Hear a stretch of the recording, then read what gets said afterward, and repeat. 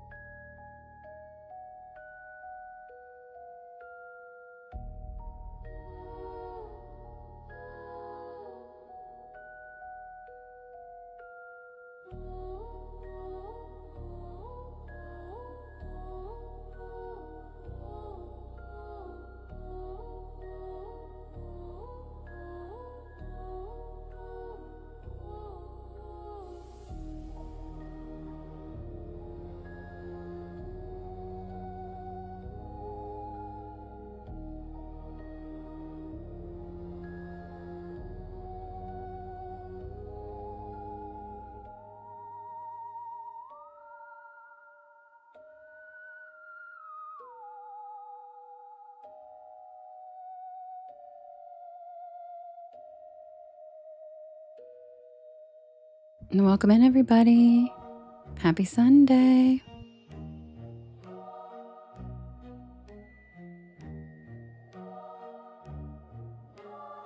If you guys could do me a big favor and hit that share arrow in the bottom right hand corner, there's a little yellow circle with the two arrows chasing each other, and that puts the live into your friends' FYPs, and it helps us grow our beautiful porch.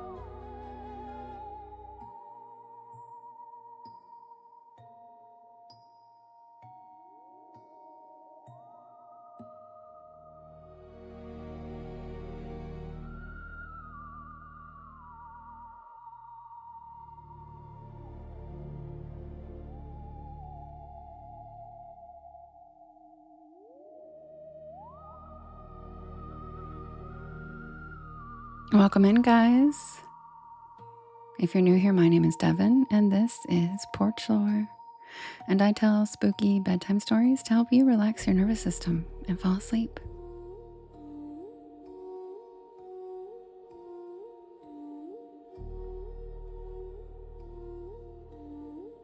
I am here every single night at 10 p.m. Eastern Standard Time.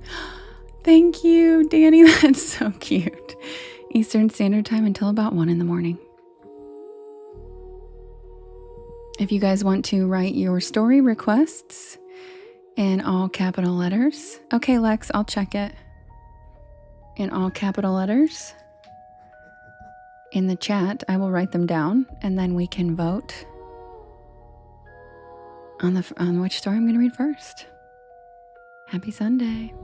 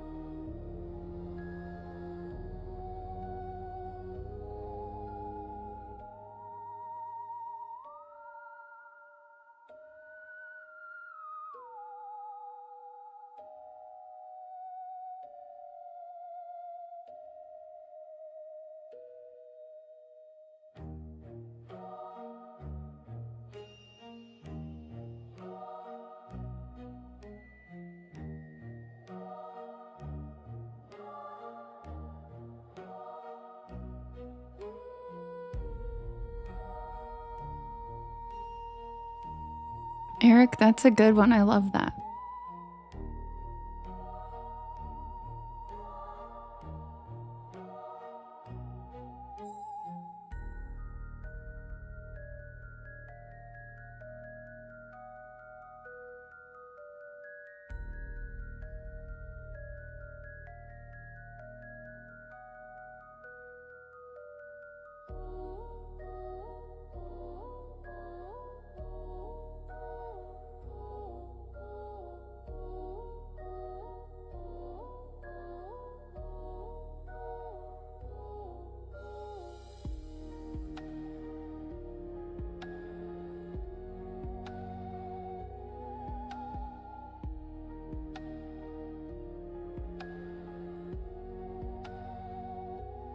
Tiffany, thanks for the follow. Welcome to the porch. Hi, Monique. I'm glad, Lex. That's awesome.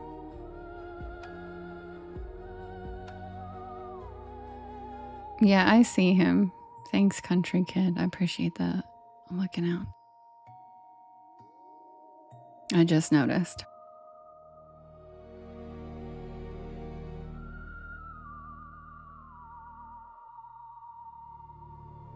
Thank you, Cassie. Love you.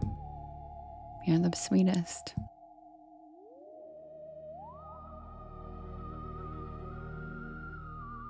And also Lewis, or whoever you are, I would tell you the same thing.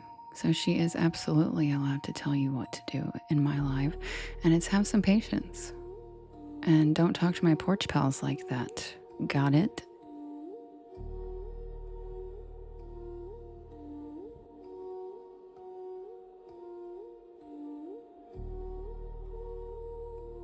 Especially Cassie. I'm very protective over my porch pals. Talk shit to her again and see what happens.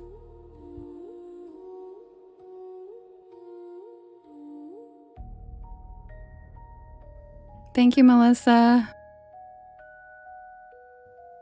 Thank you, Gail.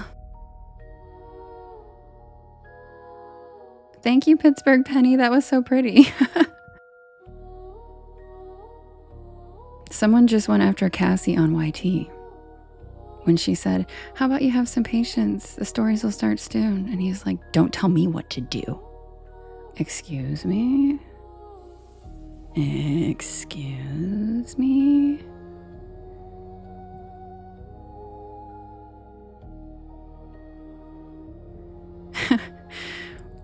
Brooke, I love how you flew over here to... You're so cute, thanks. Exactly, Nate. Oh, the hell you say? That'll do it, Robin. Hi, Ron. Read, I write them all myself. Welcome to the porch. Hello. Glad you're joining us. Ooh, you're from Charleston. I'm from North Carolina. Welcome in. Welcome to the porch. I'm just taking requests right now, and then we will vote on the first one. Hey, country kid.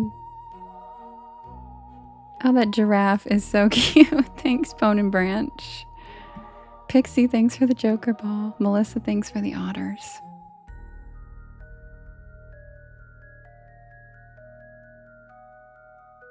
I leave Wednesday, what will be. So the Witchy Wednesday will probably be from the airport.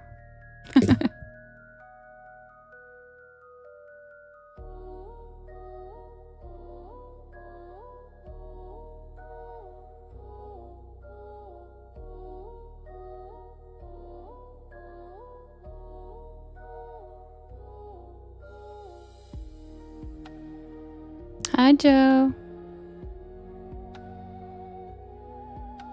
Joel, don't worry, we're about to vote, so we haven't picked one out yet.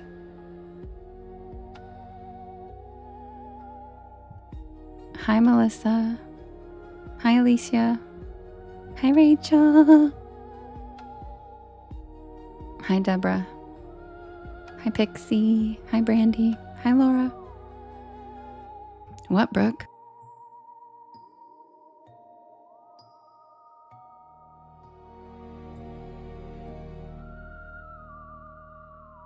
Scarlet.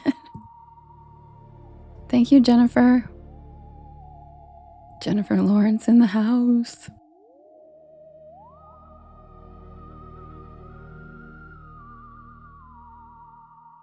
Oh, that's amazing. Is it your first time, Nature's Oracle?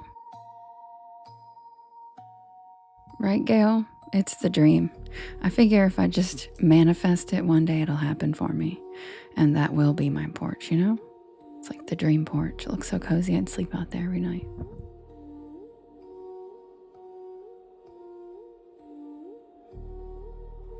Hi, Deborah. Welcome in.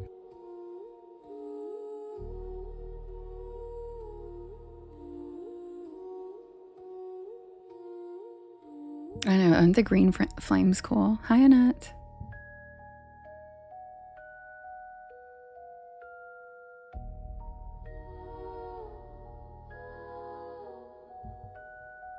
Nice, Joel.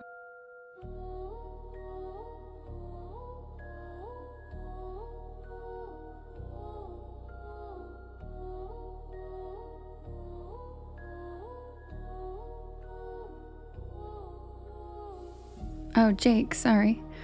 Oh, hi, Skrilla. I didn't see you there. I don't hate you. Hi. Jake, it's Devan. Thanks for asking. Most people don't. Skrilla did just sneak in. Happy birthday, Alicia. Wait, it's her birthday? Where? Where? Anyway, feel free to write your story requests in the chat. It is a silly story title Sunday.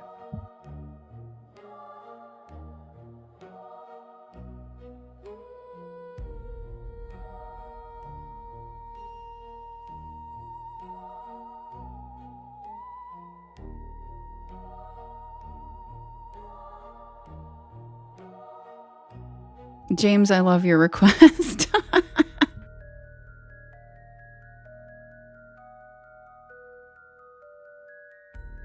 So I'm assuming you listened to it, James?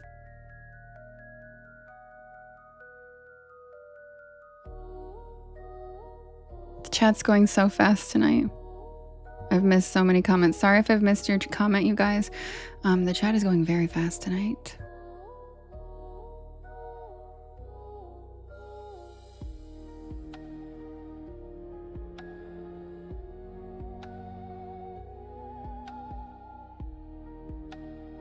Joe, the animals in the backyard, they're pretty chill.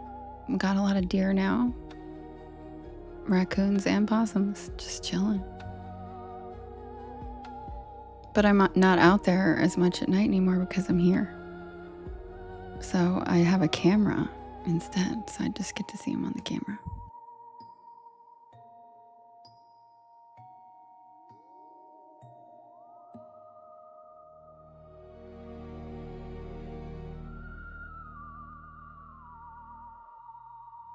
Hi, Noah. Welcome in. Thank you. Happy Sunday, Nate.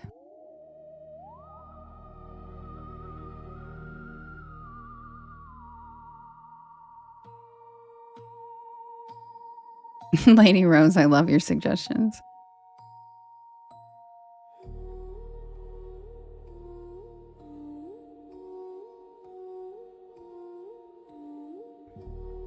That's a funny one, Skrill. I like that.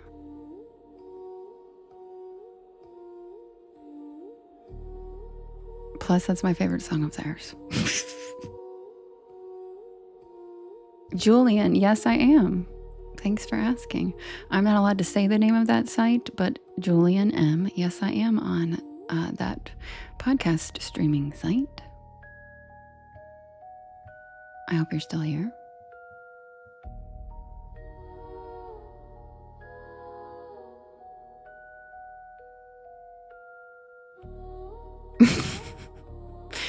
Bone and Branch, you're so funny. I love how you totally get it. What's your favorite ice cream?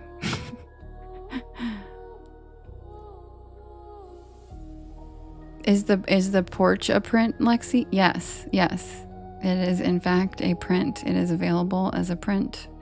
There are 2 porch versions available for framed print. Team hammock for Nate tonight. Hi, hey, it's Brooke. How you doing? Welcome to the porch. I'm just catching up on the chat, guys, so give me a minute. Missed a lot of comments, and we got some newbies in here. Julian, what inspires me? Do you mean to write or just in life in general?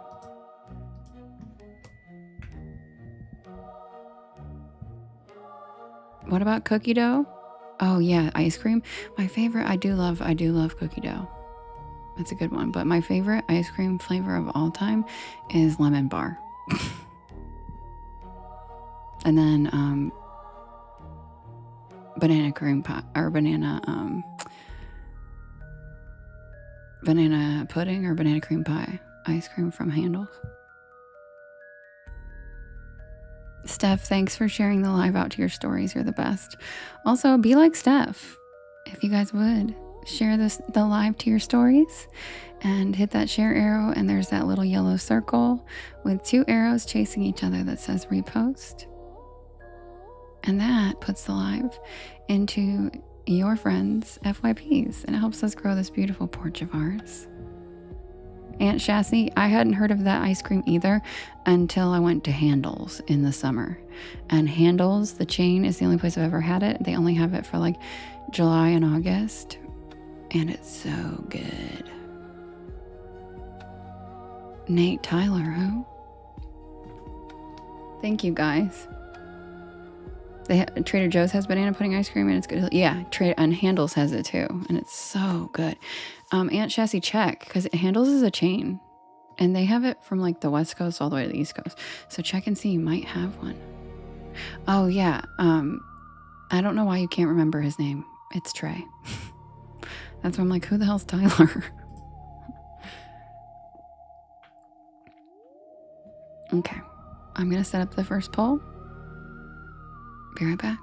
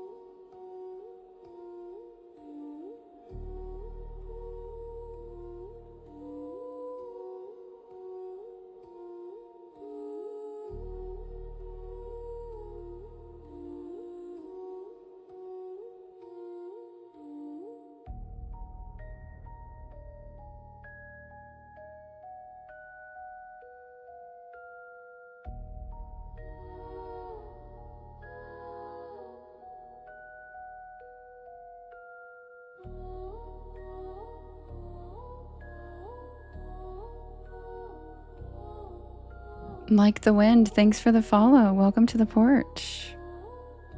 Hi, Town Car. Hi, Tater Tot. Tater Tot, I'm so sorry to hear about your loss. Sending you all the love. Kim, thank you for the follow. Welcome to the porch. Only 33 miles away. You know what, Aunt Chassis? I would say it would be worth it if you call them first to make sure they actually still have lemon bar. I'm not kidding. It's that good. You can get a whole quart, put that shit in a cooler, and drive it home. I buy the quarts so that I can like ration it for like the summer. Because it's so good. It's literally tastes like a lemon bar. It's like this really delicious sweet lemon ice cream that's not too tart, filled with crust, like the kind of crust that's on the lemon bar, but there's chunks of the crust in it. It's so good. And their banana cream pie is amazing. So even if they don't have the lemon bar, the banana cream pie is lit. If you get it, Aunt Chassis, will you share it, a picture of it for us in the Discord? Are you part of the Discord? I feel like you are, aren't you? If you're not, Justin's amazing. It does sound good, right, Miss Mystic? Look it up. Look up Handles lemon bar ice cream. You'll see a picture of it. You'll see the crust. It's got like whole chunks of like the crust material that are lemon bar crust. And it's not the same as like lemon bar crust is different than like pie crust. Do you know what I'm talking about? It's like graham crackery or something. It's so good. Oh, I bet that is good, Tater Tot.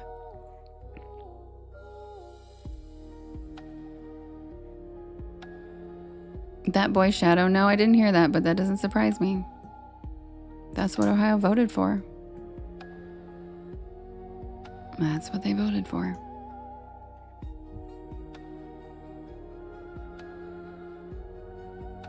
All right, I'll be right back with the next poll.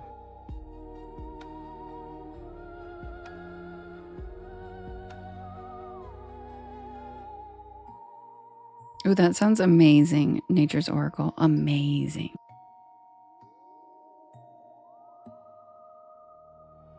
I know, that boy shadow. It totally is. It totally is.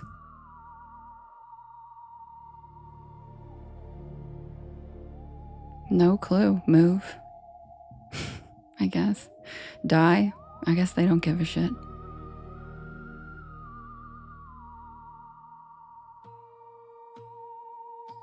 And you know why? Because if you're not lining their pockets, to them, you might as well be dead. If you're not a slave to the system and making them money, they want, So that's the sad truth when you choose profits over people.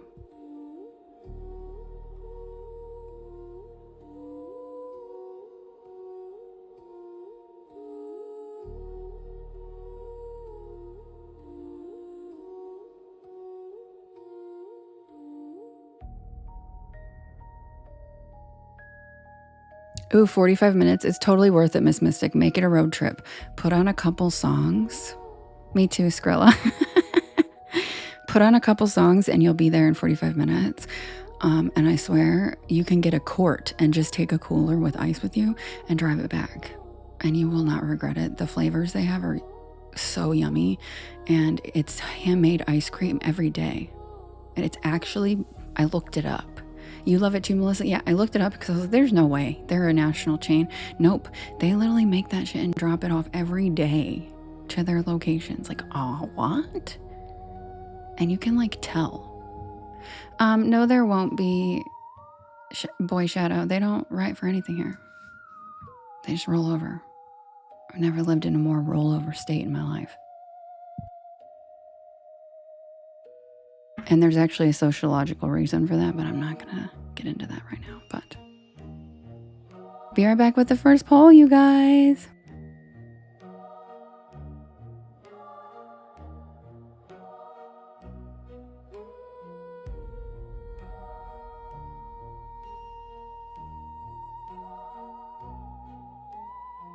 Ooh, that sounds good, Suzanne. What's your favorite flavor from there?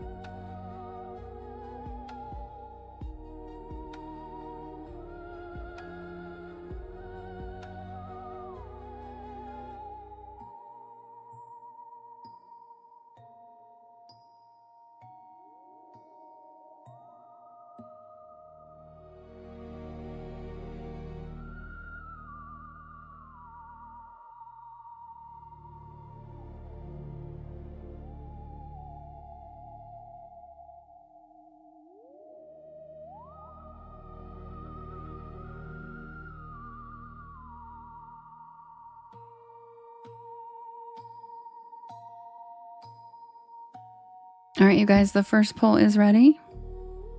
And it's Silly Story Title Saturday. So these are not the normal titles. They're silly. And if you can't figure out what the titles are, just pick one that you like the best and go with it. Because that's how, or Sunday, sorry. Silly Story Title Sunday. My bad. Thanks, Tim.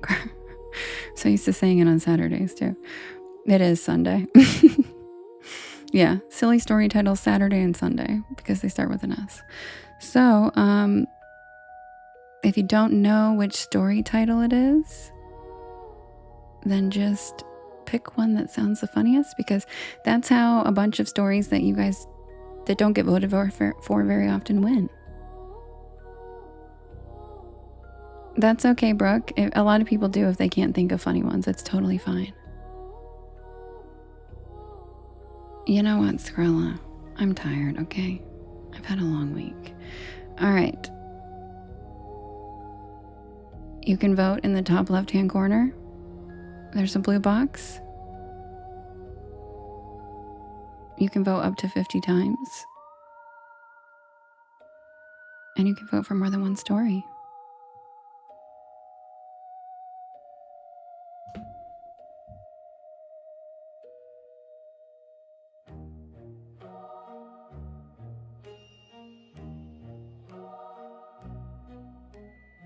We have, oh no, he didn't. Bonk bonk chicken chicken head. Okay. The price of popularity. Trying to loosen my load. And the bashful beast. Who's it gonna be, guys? Oh no, he didn't. Bonk bonk chicken chicken head. The price of popularity. And trying to loosen my load. And the bashful beast. Who's it gonna be? Boy, please, whatever.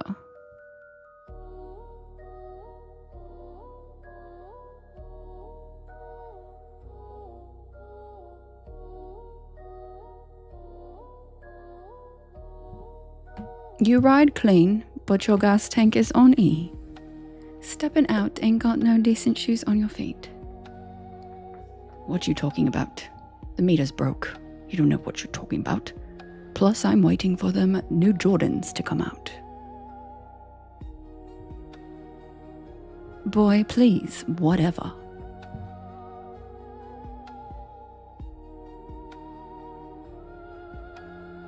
Sometimes I like to do rap in a British accent. Oh yes, Boy Shadow, I know. I have way too many rap lyrics in my head.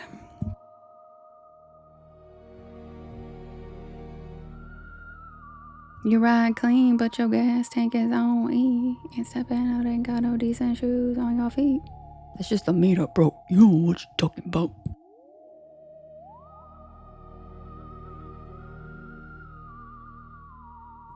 Thanks, Rich. Plus, I'm just waiting for the new Jordans to come out. Boy, please, whatever.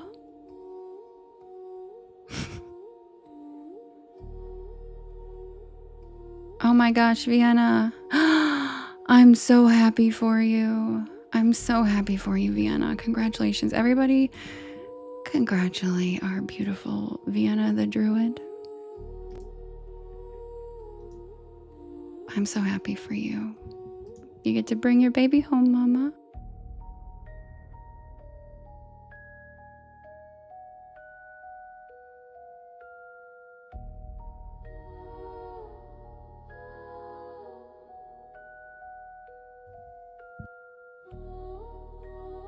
Exactly, Harry.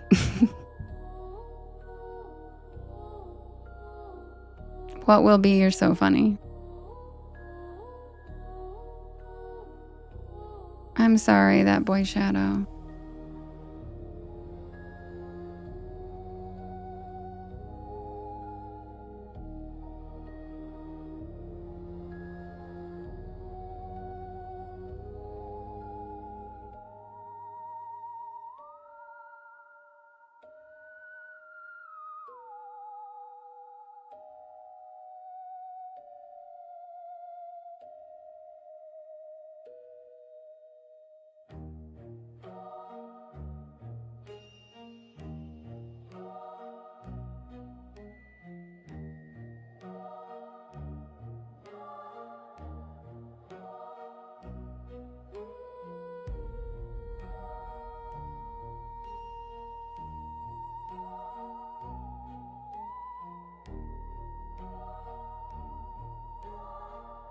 That boy shadow, I just looked it up for you, and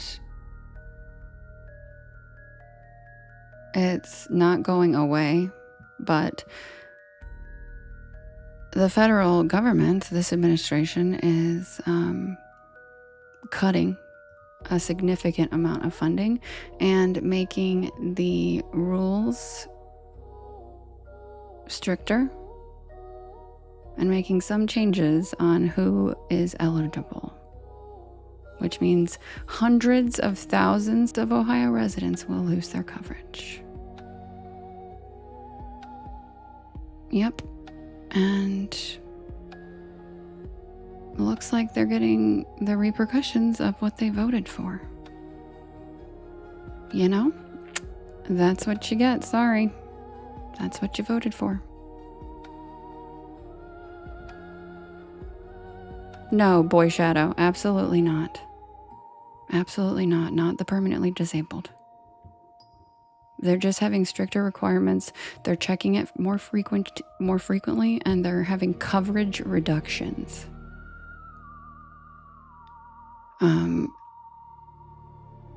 And they're implementing stricter work rules for recipients who were previously exempt.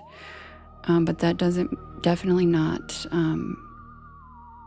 permanently disabled.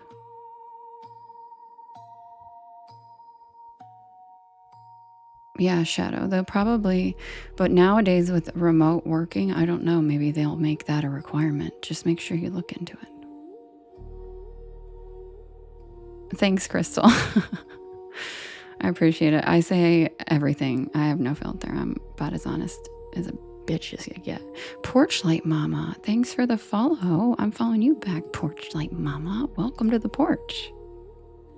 Yeah, the scariest story of all is the news in America right now. And if you don't think so, then you're not paying attention. And the winner is Bok Bok Chicken Head. What are you talking about, Skrilla?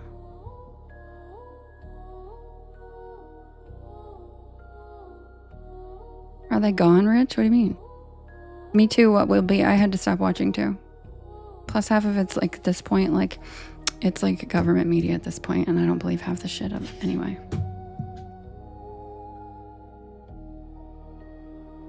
I'll be right back with Bok Bok Chicken Head. No, that boy shadow. I think you're definitely okay. I hope I eased your mind a little bit. The story that won was Bok Bok Chicken Head. Cassie says congratulations, by the way, on the baby coming home. All right, I'll be right back. Any guesses on what this one is? This was a suggestion. I didn't make this one up. Hi, Queen Loyal. How you doing, cutie?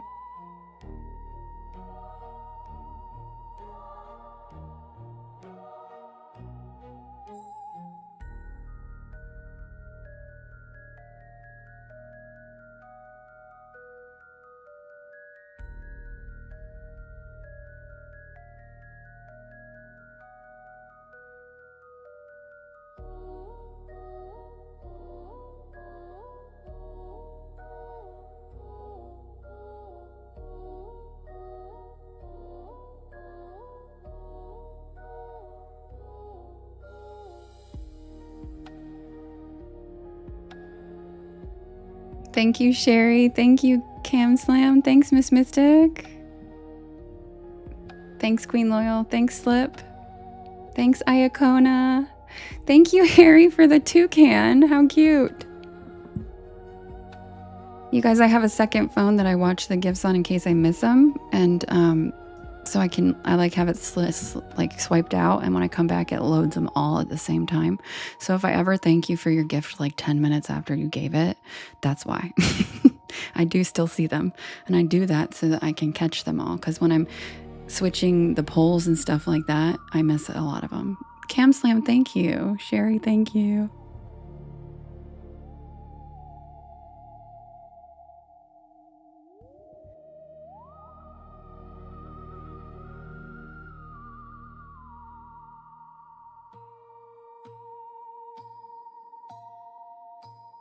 Justin.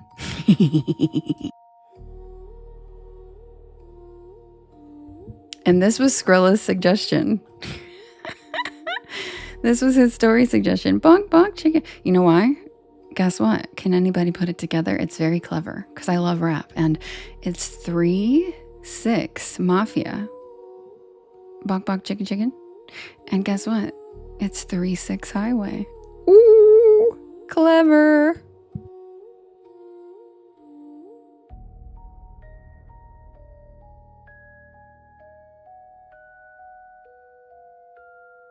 And I'm not gonna lie, I was this years old, and I'm a fan, which is embarrassing, and I've literally met them and hung out with them. And I was this years old when I realized that 3-6 is 666. What the fuck? I never put that together. So Skrilla is a lyrical genius because what? I never put it together.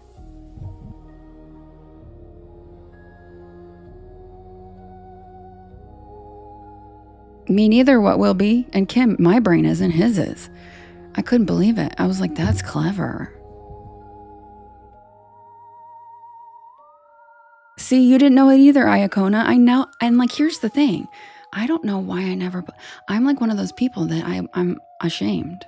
I feel like I would have put that together. Do you know what I mean? Like, what is wrong with me? 3-6, the 666 Mafia. What am I, what? Like, that is in front of my face for fucking 25 years. And I'm like, just now. And I'm humble enough to admit it. I just now learned that. So I'm glad a few of you as well. Me neither, Kim. Me neither. Couldn't teach me? Do you mean could? Oh, if I knew everything, you couldn't teach me. I get it. Yeah, you're right. Because I'm blown away. I'm like, wait a minute. You didn't know it either? Yeah, Fairy Witch. Like, me too, Queen Loyal. I'm ashamed. And like, I met them. I smoked blunts with them in the bathroom at the Playboy Mansion. And I'm like, 3-6. The fuck? 666 Mafia. Like, what? User, yes, I can, but I don't like to do it. But I can sing well. I just don't do it in front of people. Cassie said, good job, Skrilla. That's very clever. I thought so too. He's very smart. I'm telling you guys, he is very smart. Question to Devin. Do you forgive people? That's a random question. It depends on the discretion. It depends on what they've done. But generally speaking, yes, I do. I'm not a grudge holder. But forgiving someone also doesn't mean I let them in my space ever again or let their energy around me. You know what I mean? Forgiving is different than welcoming with open arms, you know? Rachel, you didn't know it either? See? Look at us. Look at us. Comrade didn't know either.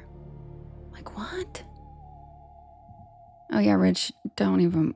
I had a totally weird life before that I don't have now.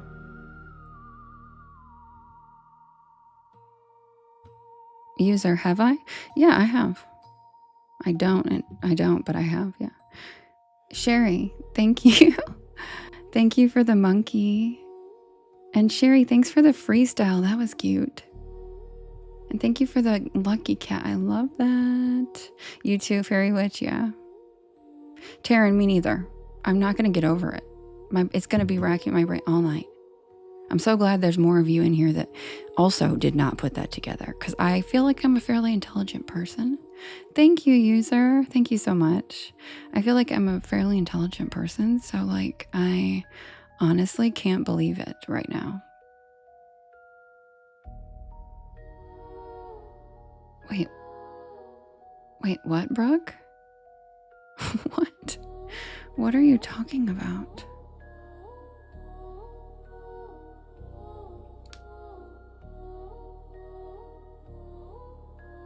I have no idea, Kim.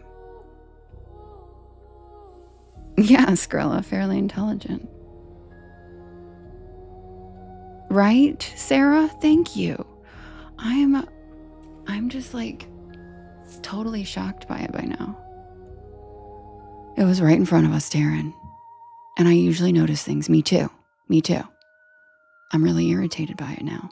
I'm like, okay, brain. I thought I could trust you to be observant and pick up on shit like that.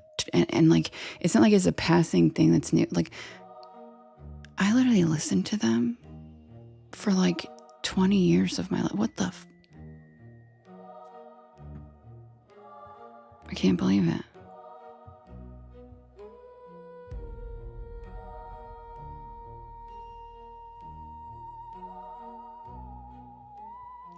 Brooke, I still don't understand what you mean about toilet paper, but okay, so I'm so glad everybody in here agrees that we did not know this and that Skrill is a genius.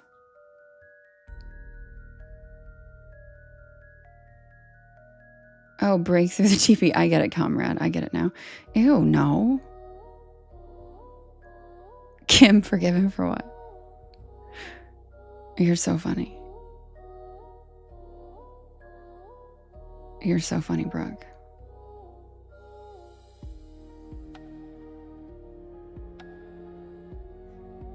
She said I wouldn't say genius.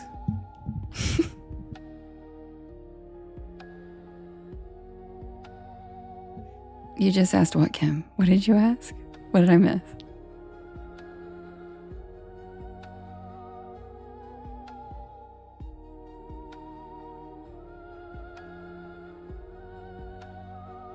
Oh, forgiven for what? Forgiven for what, Kim? Forgiven for what? Hi, Chubbs. Hi, Jewel.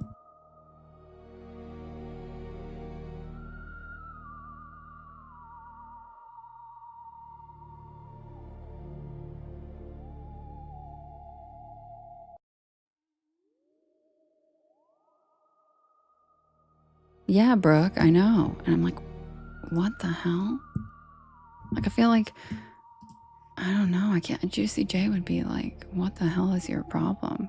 You dumb bitch. Like, man. Forgiven for what? Boy Shadow. Hiccups, thanks for the follow. Welcome to the porch.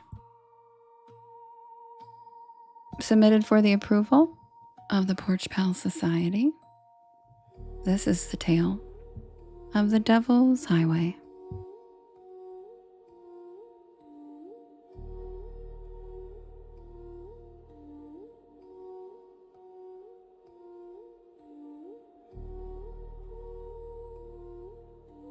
And that's the beauty of it, Justin, is none of us knew that 3-6 Mafia is 666.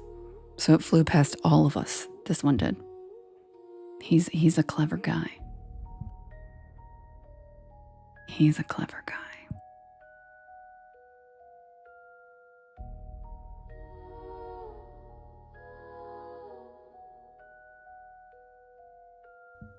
Most people know it as Route 666. And so annoying. The Devil's Highway. Technically, it no longer exists. In 2003, the stretch of highway running through parts of New Mexico, Colorado, and Utah was officially renumbered to US 491.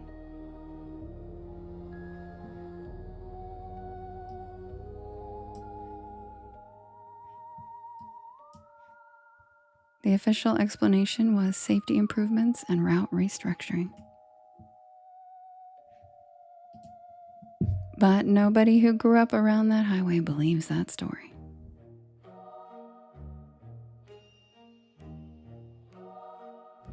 The old highway had earned a reputation long before the number changed.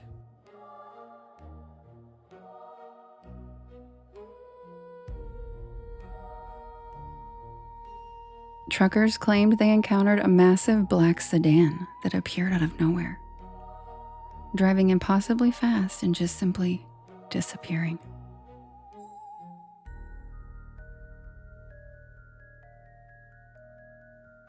Others reported being chased by a pitch-black vehicle with no license plate and no visible driver.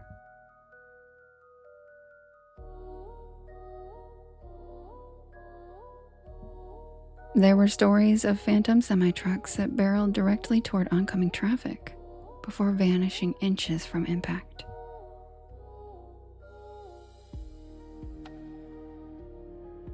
The older stories came from people who lived near the highway.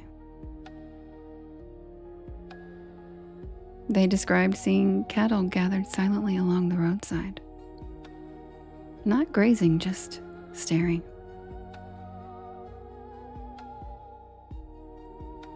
Entire herds standing perfectly still for miles. Others claimed to encounter unnaturally aggressive animals that refused to move out of the road. Ranchers occasionally spoke about livestock found mutilated under strange circumstances, feeding rumors that something darker wandered the desert after sunset.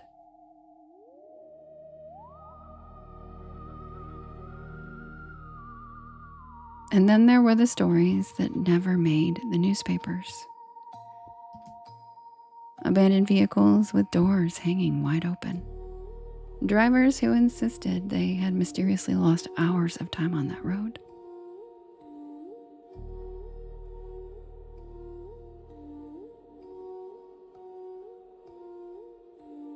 Now, whether those accounts were true or not didn't really matter, because Route 666 had become one of those places where every strange thing that happened was absorbed into its mythology, until the road became an entity itself. Hi, Emily. Thank you, Cassie.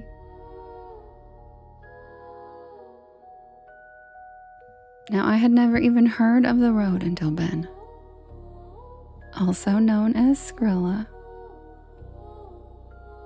He casually mentioned it to me because he knows that I love the spooky and unexplained. And as someone whose love for the open road runs deep, I knew I had to cruise that stretch of asphalt for myself. And I was hoping to drag Ben along with me. Neither of us really believed in cursed highways. We just thought it would make for a fun weekend. We crossed into northwestern New Mexico just after lunch. The landscape slowly emptied until there was almost nothing left except tan mesas, dry washes, weathered fences, and endless sky. Thank you, Sherry. It was beautiful. It always seemed like the horror movies exaggerated how isolated places like this felt. But they didn't. Hi, Wookie. You could drive an hour without seeing another vehicle. Sometimes longer. Every now and then we'd pass a faded roadside memorial cross. 1 became 5, 5 became 20. And by late afternoon, Ben finally pointed out what I had been thinking. There were an alarming number of memorials on this road. The road itself wasn't difficult to drive. Long, straight stretches, gentle hills, good visibility.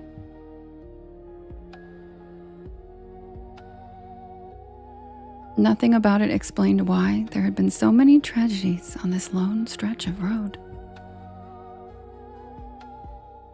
Near sunset, we spotted what looked like a scenic turnout, overlooking a shallow canyon.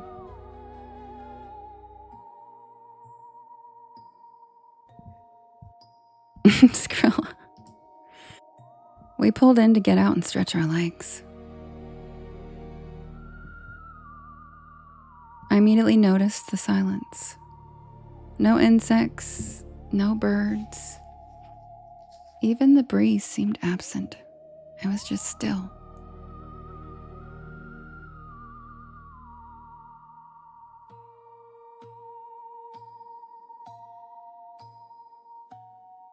Ben looked over the edge of the overlook while I wandered toward a weathered wire fence running along the edge.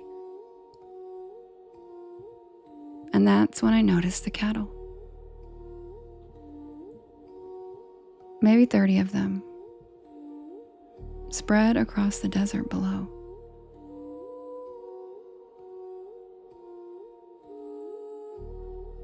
None of them were eating, none of them were lying down. Every single one of them was just facing us.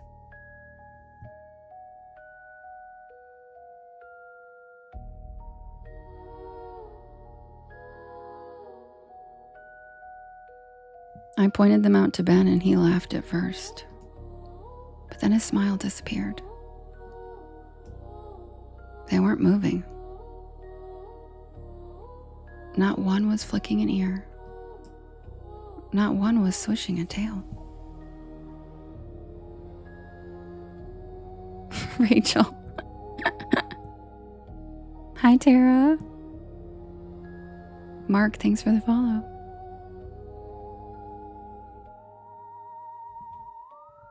It looked like someone had paused reality. We stood there for nearly a minute, and finally Ben shrugged and headed back toward the truck.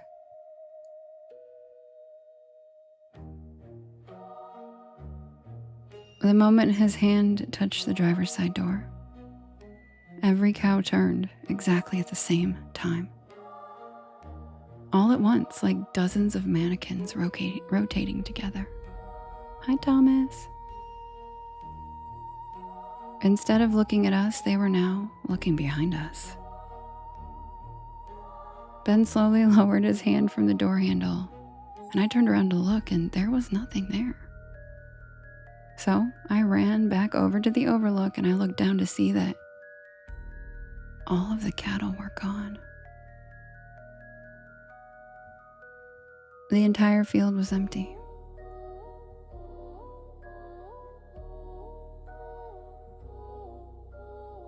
What the actual?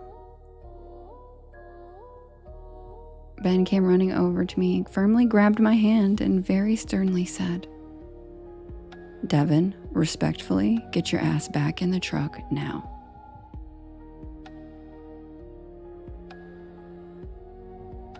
Fair enough. I listened. He was right. My self-preservation instincts aren't the best. Neither of us said another word until we were back on a paved highway.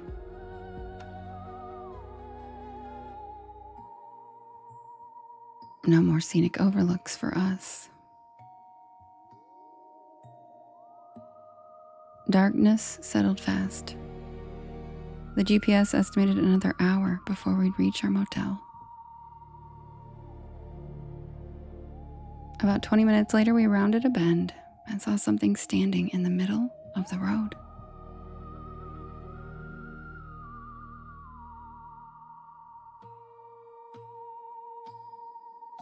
At first I thought it was an elk or maybe a horse. But as we got closer, I realized it was far too broad to be either.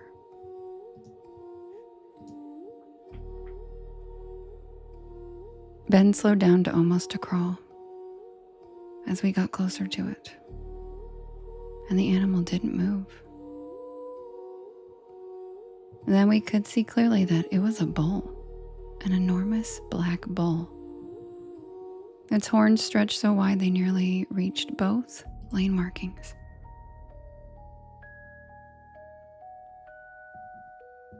It wasn't wandering. It was just standing perfectly still in the center of our lane. Ben gently honked the horn. Nothing. Another honk. Still nothing. It simply stared directly at us through the windshield.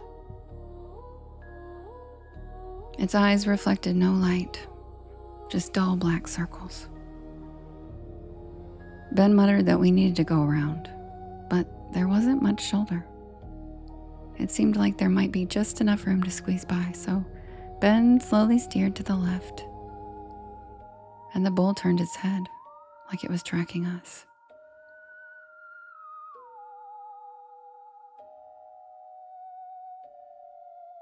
We edged further around it, and when my window came alongside its shoulder, I could finally grasp how massive it really was.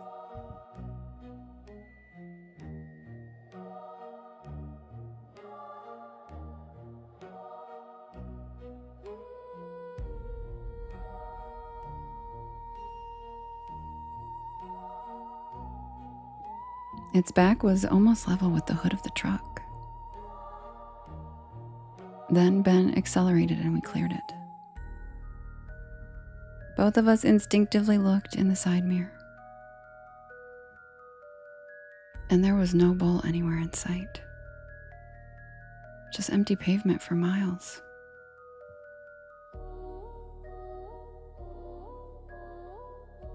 We both just looked at each other and laughed like, are we tripping right now? And if we are, at least we're going through this together. Neither of us spoke for a while after that, our heads spinning with the surreal experiences that we just had. Then Ben finally broke the silence several miles later and he just said, "We actually saw that, right?" I nodded in disbelief and then scooted over to lean my head on his shoulder. And we just rode for a while in silence. When you go through something unexplainable with someone, you turn to each other for comfort to help each other not feel so insane.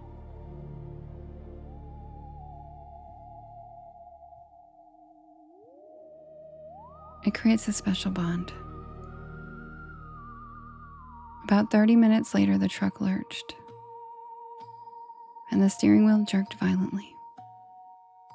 Flat tire, great. Ben managed to pull onto the shoulder without rolling the rim, skillfully, I might add. Neither of us were thrilled about changing a tire in complete darkness, but we didn't really have a choice. Ben grabbed the jack, and I held the flashlight.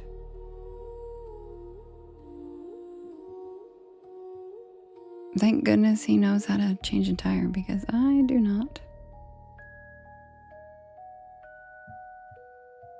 Thank you, Sherry.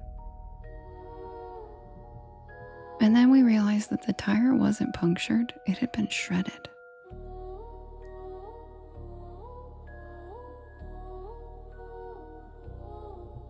It looked like someone had dragged giant claws around the sidewall. Ben crouched lower. He suddenly froze and pointed underneath the truck. Hi, Leslie. There were fresh footprints, 4 toes, long claws, each print nearly twice the size of my hand.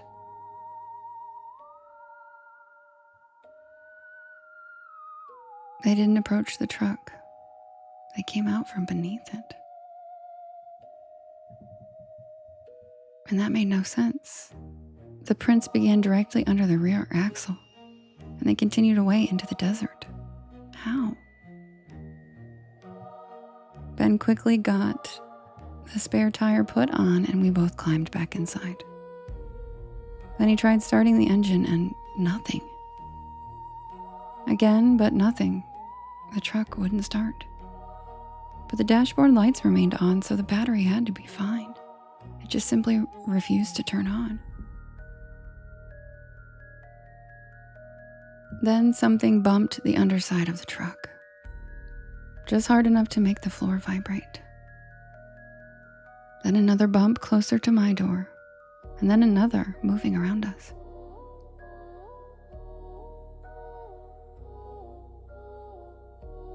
Whatever it was stayed below the windows, so that we couldn't see it. I could only hear it scraping against the frame. Thank you, comrade. I appreciate that. Ben leaned over and made sure my door was locked, and we both huddled together in the middle of the truck seat, as far from the windows as possible. Neither of us took our eyes off the windows. Minutes passed, but it felt like hours. And then I noticed movement in the passenger mirror. Something low and black running alongside the truck. It disappeared before I could focus on it. A second later, it flashed past Ben's mirror and then mine again, circling faster. It kept staying below the window level deliberately, like it knew exactly where we couldn't see it.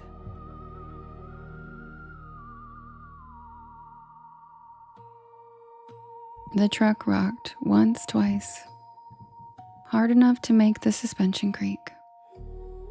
Ben whispered that whatever was outside was trying to tip us.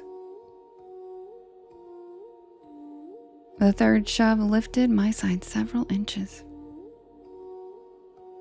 and I heard gravel sliding underneath. Another hit, stronger this time.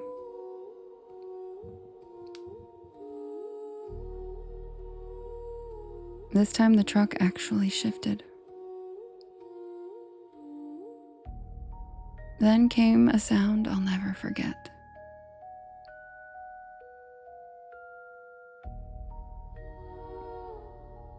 It sounded like breathing, like something enormous had crawled under and stopped to catch its breath. The floorboard slowly bowed upward, like something was pressing against it from below. And then the jack, which Ben had accidentally left outside, suddenly flew out from underneath us and disappeared into the darkness. Not rolled, it was thrown. We both saw it. And then as suddenly as it began, everything stopped. The breathing, the pressure, the rocking.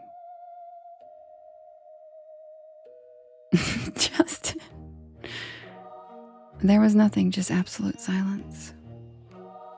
Ben turned the key in the ignition one more time, and the engine started instantly, as though nothing had even been wrong. We both smiled at each other and chuckled as he pressed on the gas and we hauled ass out of there. We didn't stop again until we reached civilization.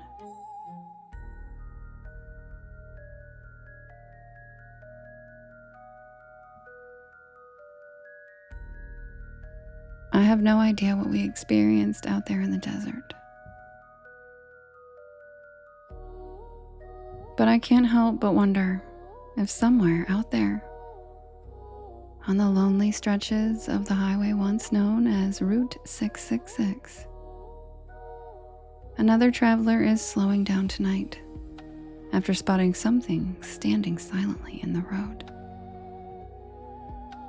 trying to decide if what they're seeing is perfectly ordinary or the beginning of the next story someone will tell about Route 666, the Devil's Highway.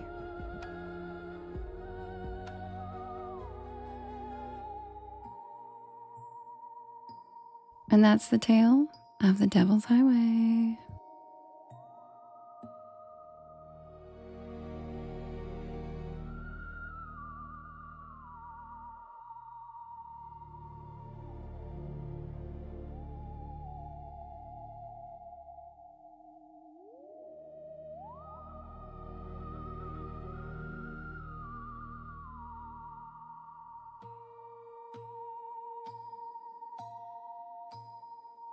And thank you, Skrilla, for the keywords. Good night, Sherry. Sweet dreams. Love ya. We'll see you tomorrow. Thank you for your generosity. I really appreciate it. I hope you have a good Monday. Thank you, Thomas.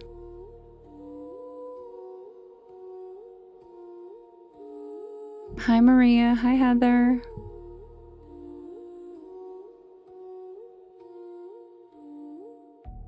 Oh, you guys, that's your favorite part of the story is respectfully get your ass back in the truck. The people on YT love this story. Thanks, Maria. Maria says, I love this story. And then Cassie says, me too. My favorite part is respectfully get your ass back in the truck. That's my favorite part too. That's my favorite part too.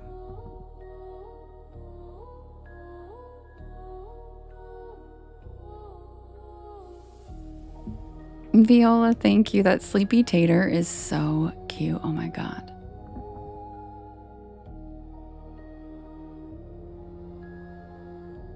Wonky Titters, you're in the right place. I love your screen name. Hello. Wonky Titters, best name ever. Hello. Welcome to the porch, Wonky Titters. Guys, welcome Wonky Titters in.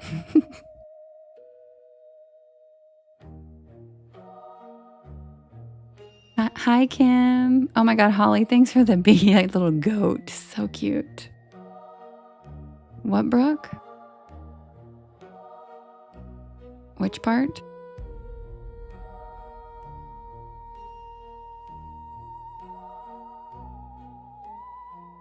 Brooke. Oh my God, that's so funny. Welcome in. You're in the right place. All right, welcome in, everybody. If you're new here, my name is Devin, and this is Porch Lore, and I tell spooky bedtime stories to help you relax your nervous system and fall asleep. And I'm here every single night at 10 p.m. Eastern Standard Time until about 1 in the morning. And you can listen to these anytime you want on my YT channel, as well as all of the podcast streaming sites.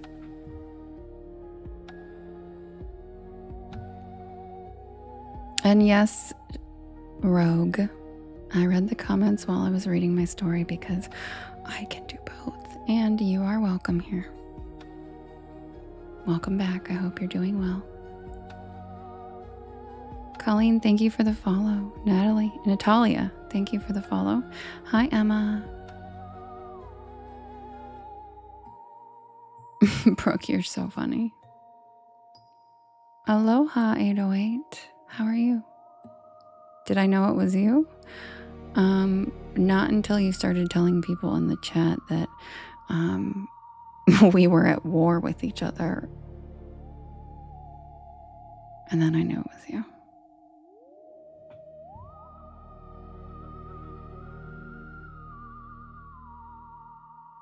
Shock with the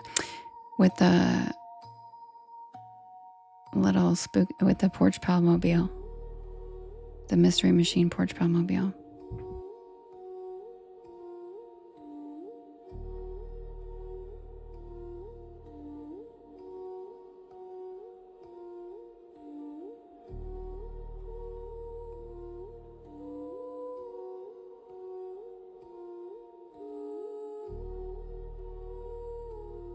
Wait, Brooke has a windstorm coming?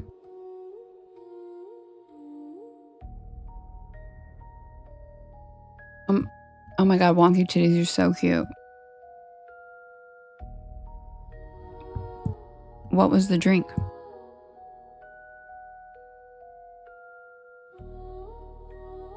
No, I didn't go to war with the toilet guy.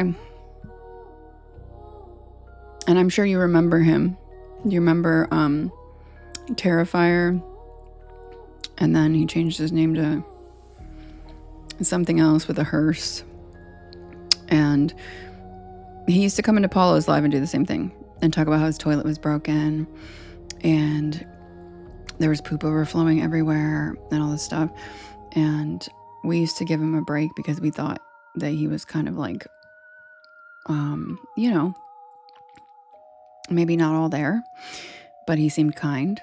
And then he started like being creepy to the women in my chat one day. And he was making people uncomfortable, so we blocked him. So no, I didn't go to war with him. But then he did go to every single account, like on Paulo's Discord, asking her if she would contact me and stuff like that. And so Justin would probably consider that a war, but no, I didn't go to war with him. I just told him that it was too much, and it was just stupid. Like, either he could come to the live as a real person, or he could be blocked as the guy who talks about his toilet all the time. Yeah, you remember him. Yep, I knew you would. Rogue. Yep. And finally, I had had enough. Like, I think Paulo had already blocked him or something, but I gave him a lot of grace, and finally I had had enough. I was like, once he started being creepy to the girls in my chat, I was like, this is a safe space, so you gotta go. You gotta go. Wonky Titters, yeah, it was really weird. Am I eating a grilled cheese tray? No, I wish. Yeah, and then he went in, yep, and then he went into the Discord, Rachel, and was like, I'm so sorry, you guys. And you guys were not putting up with it. You guys are like, fuck off, go away. Cassie's right. Country kid Cassie's right. Correct. Thank you, Rogue. I appreciate that. You're correct, Cassie. You know me so well. All right, guys, I'm going to set up the next poll for the next story. Grab a beanbag chair, grab a hammock, sit back and relax. Yeah, no more pineapple before my show, James. I'll learn my lesson.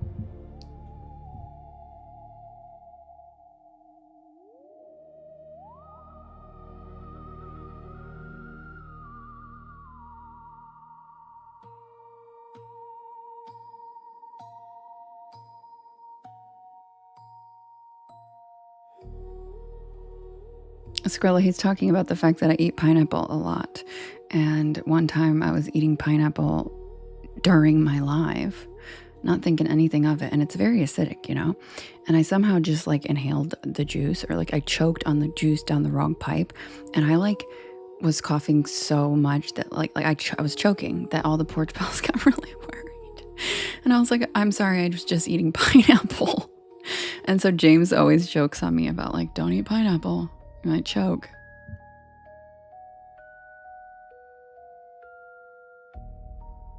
And yeah, Brooke. Yes, we know what that means. We've had these parts for a long time.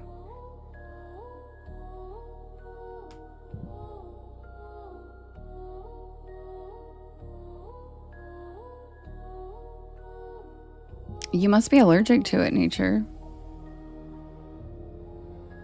You strongly dislike waiting for your Uncrustable to thaw out, Trey.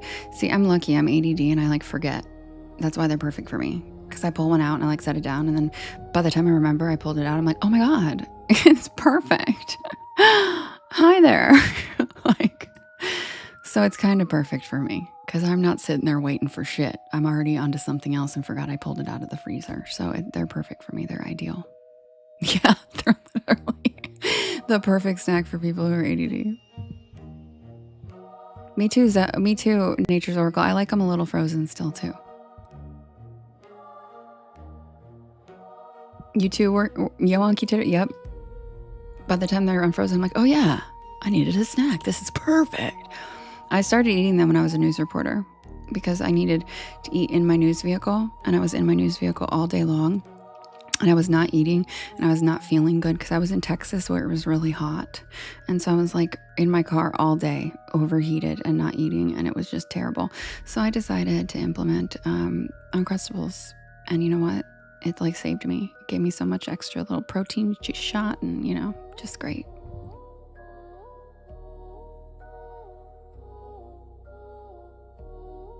Oh, so cool, Boone. You should share pictures in the Discord.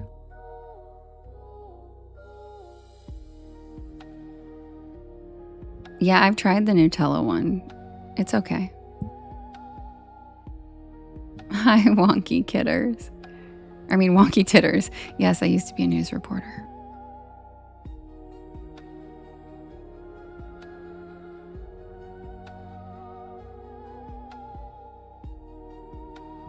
Hi, Reverend.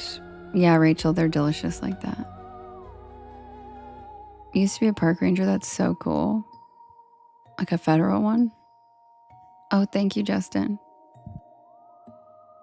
Oh, the fun ranger, not the gun ranger. Oh, okay. I've actually been stopped by the gun rangers. Whoops. Justin, you still are, right? Cassie, I bet that was so cool. I always wonder who did the closed captioning. I'm a closed captioning fan, so thank you. I am ADD and I feel like I need to see what they're saying. I miss it. I don't catch a lot of it unless I have captions, and I like to see how their names are because you miss a lot without captions. I never realized it till I started using them that like you miss so much just relying on like. And so thank you for doing captions. They're amazing. I love captions. Thank you, Michelle. Thanks, Jess. All right, you guys, I'll be right back with the next poll.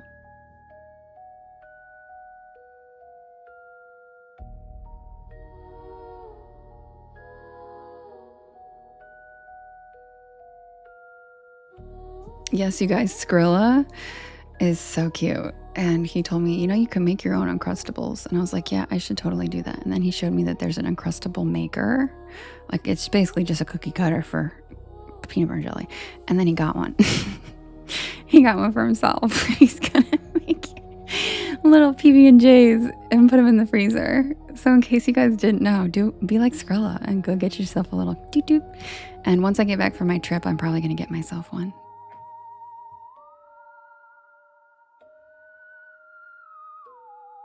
Ranger Ray, I love that.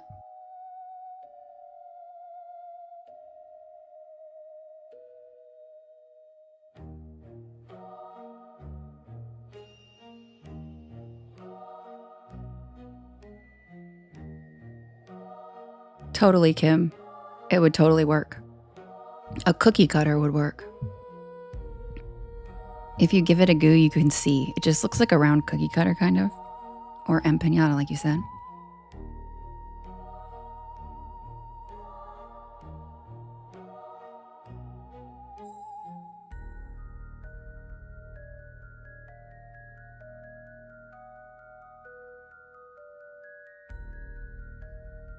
That's so cool, Wonky Titters. That's amazing. What do you mean? I mean, the only cool thing. I've never done anything that cool. She's like, the only cool thing is that, I designed something that every single fucking person on the planet uses. No big deal. That sounds pretty incredible, Wonky Titters, if I do say so myself.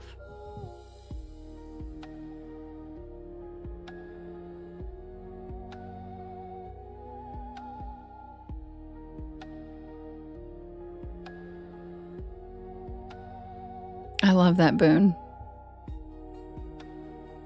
I know, Brooke, isn't it great? As soon as she came in, I was like, all right, we're destined to be friends. Love the name.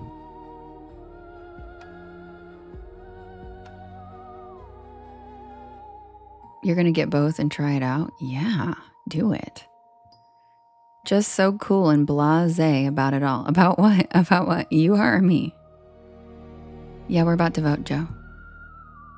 Brooke, don't do it. Don't you dare. I hate when people do that, because then I can't spot you guys anymore. And Brooke, you can pull back a bit. I know, Joe.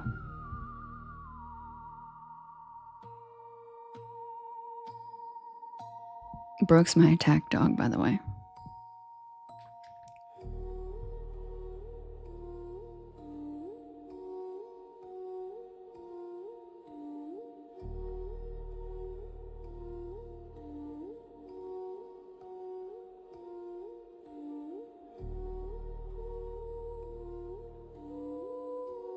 Brooke, you're so funny.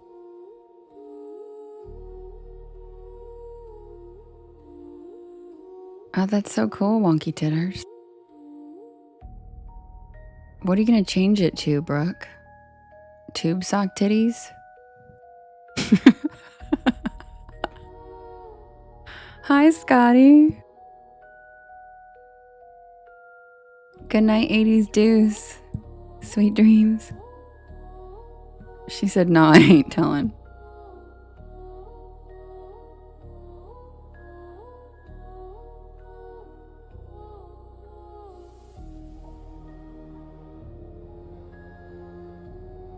Yeah, that would be a great one, Brooke.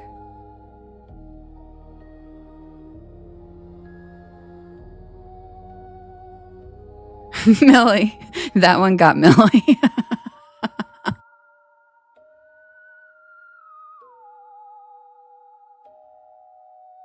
You know what, Ava? I love that you said that, because guess what? I thought I was a lyrical genius.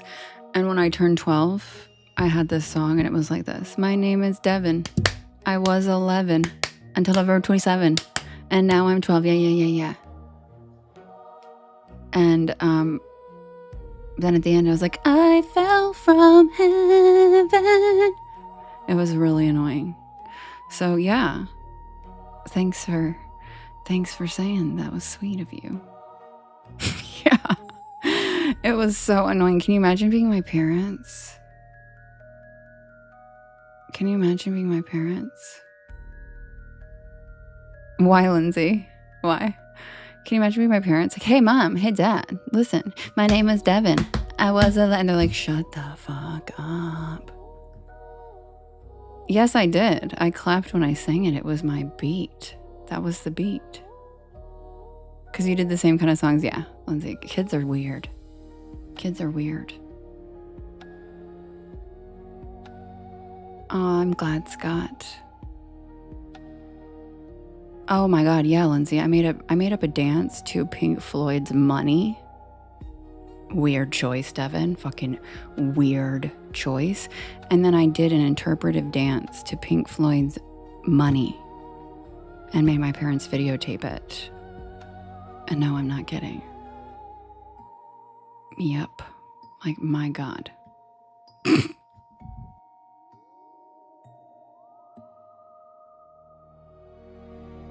Oh God, I loved that song. Lucky from Britney Spears. Like, whoa. I know it's Shibuya Roll Call.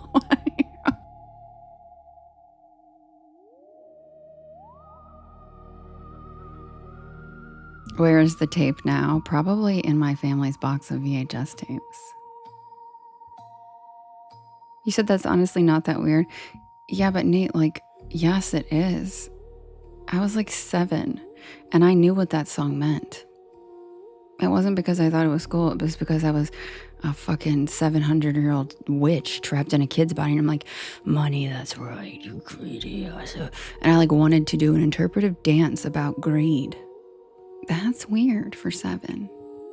Because like I knew what it meant. I chose that song on purpose.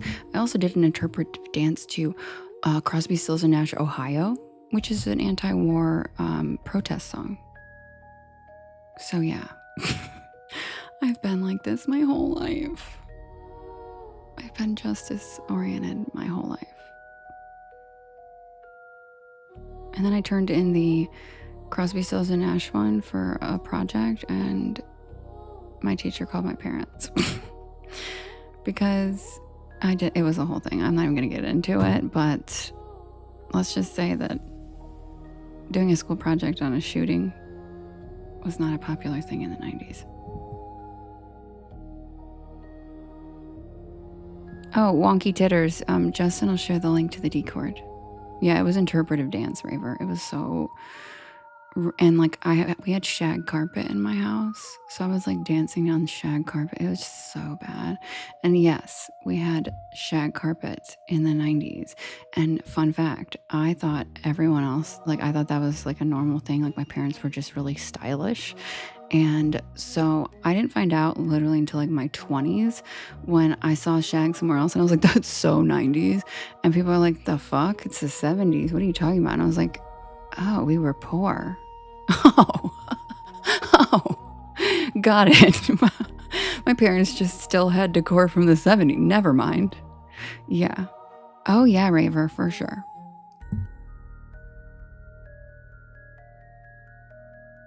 Oh my God, your car did? Oh, whoa. That's so funny. In Michigan.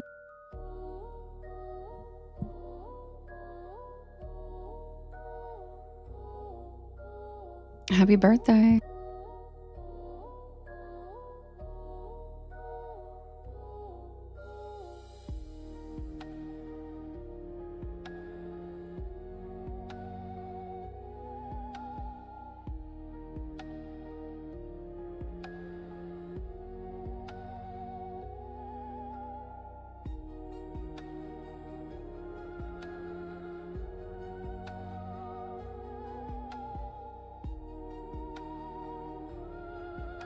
All right, you guys, the next poll is ready.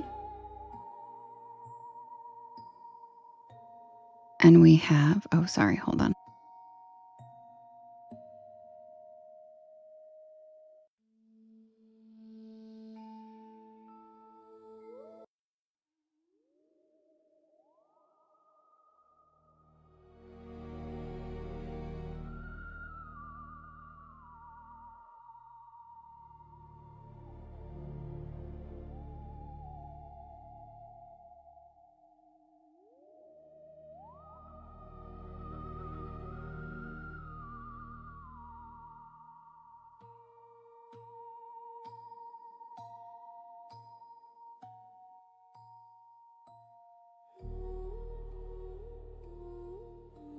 Okay. We have It's Silly Story Title Sunday, and we have Oh No He Didn't, A Rooster in My Rari, The Price of Popularity, Trauma in a Tin Can,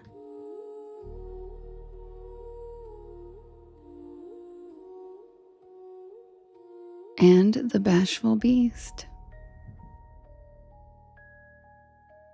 You can vote in the top left-hand corner. You can vote up to 50 times, and you can vote for more than one story. Did you, Matt? Yes. We have Oh No He Didn't, Rooster in My Rari, The Price of Popularity, Trauma in a Tin Can, and The Bashful Beast.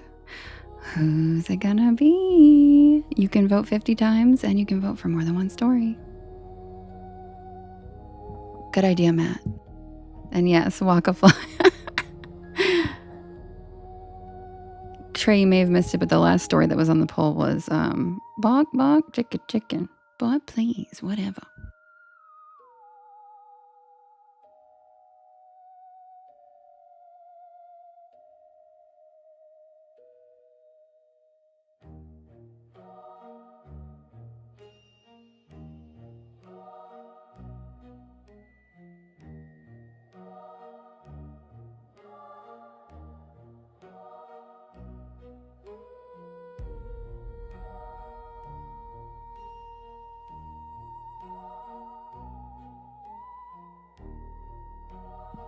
It is a good song, James.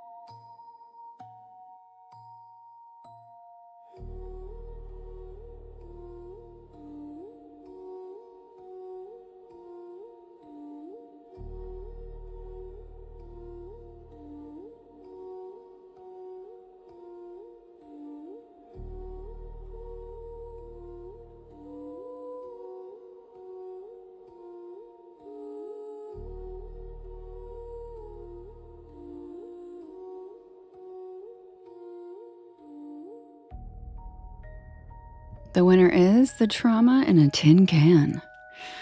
Also, yes, Matt, I could tell you were having a weekend. Oh, don't worry, Wonky Titters. That's okay. There's so much going on in the chat, I forget after a few minutes anyway. Thank you, Joe. Welcome in. All right, you guys, I'll be right back with Trauma in a Tin Can.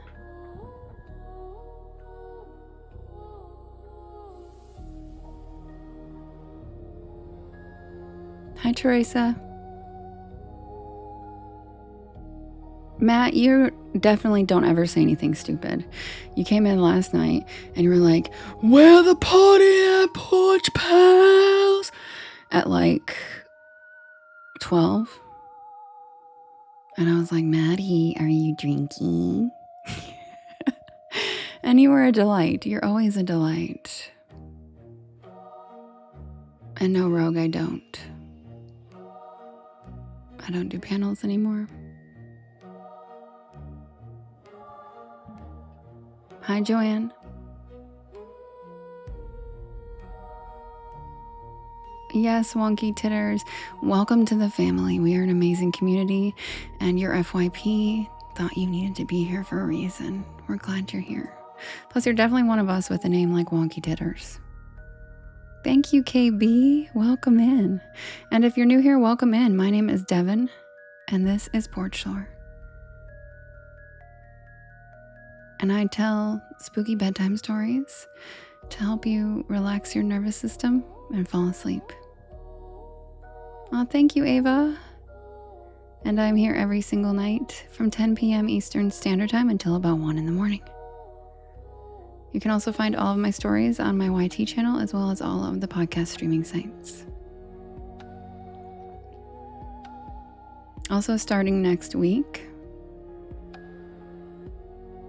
I am going to be, starting Wednesday, I will be traveling to Lake Tahoe, and I will be there for a week.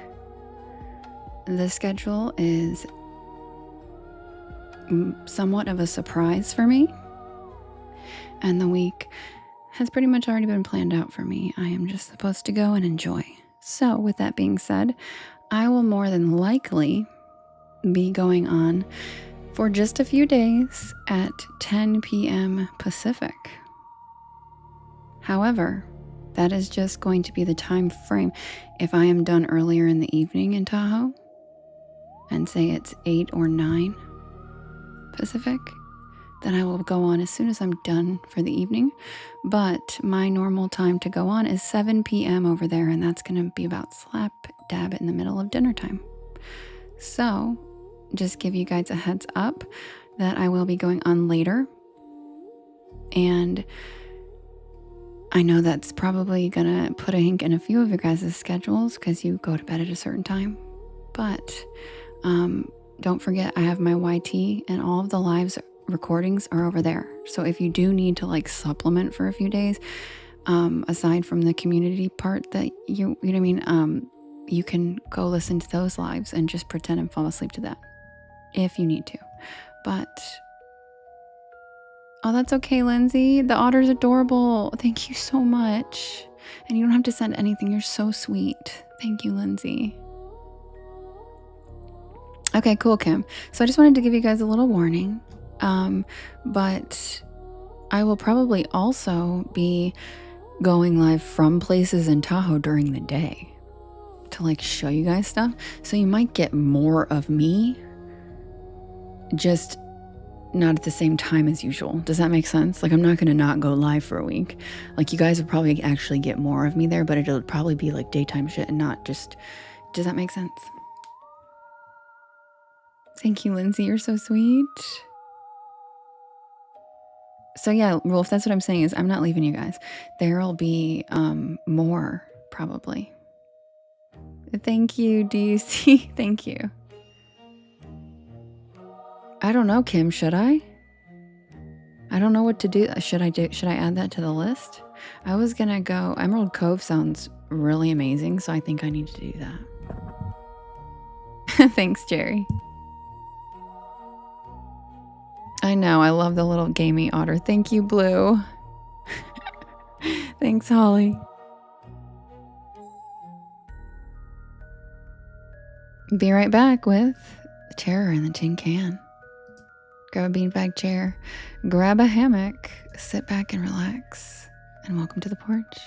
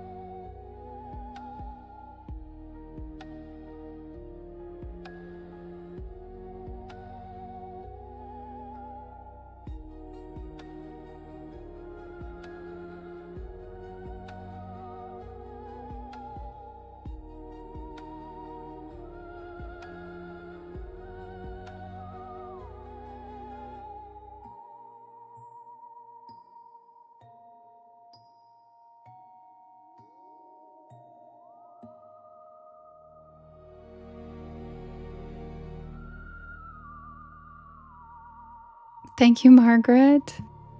Thank you, Nikki. Thank you, Wolfsbane.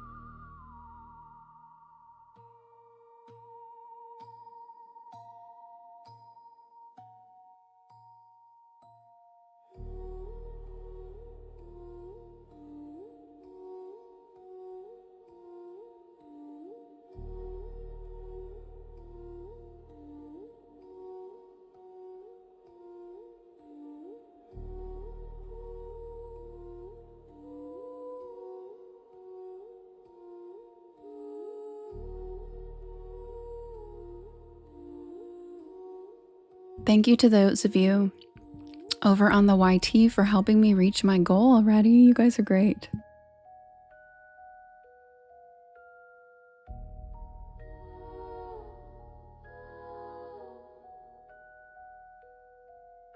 Submitted for the approval of the Porch Pal Society. This is the tale of the camper van.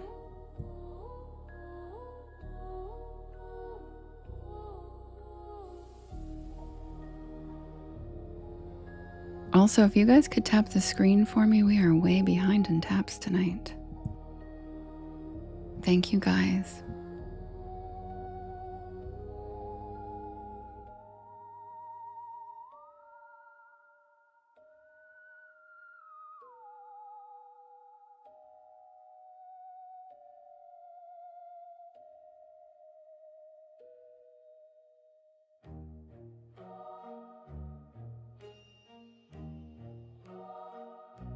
I don't know, Justin. I just looked down and I'm like, I haven't seen it that low in a really long time.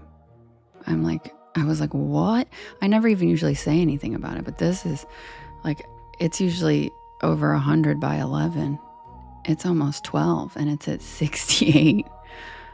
Yeah. I'm like, whoa. Is everybody feeling real tired after the weekend, huh? It's a long weekend for everybody. It was a long weekend for me. Such a long weekend for me. Yeah, you're right, Millie. The chat's been going fast too. So people have been talking a lot instead of tapping. They've been typing, I think.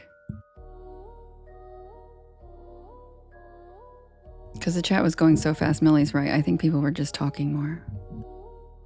Oh no, Scarlett. Mine's on its last leg too. Mine's a POS, dude. I need to get a new one. Brooke said, or they're dead. I hope not. Mackenzie, that's good. I'm glad you're falling asleep.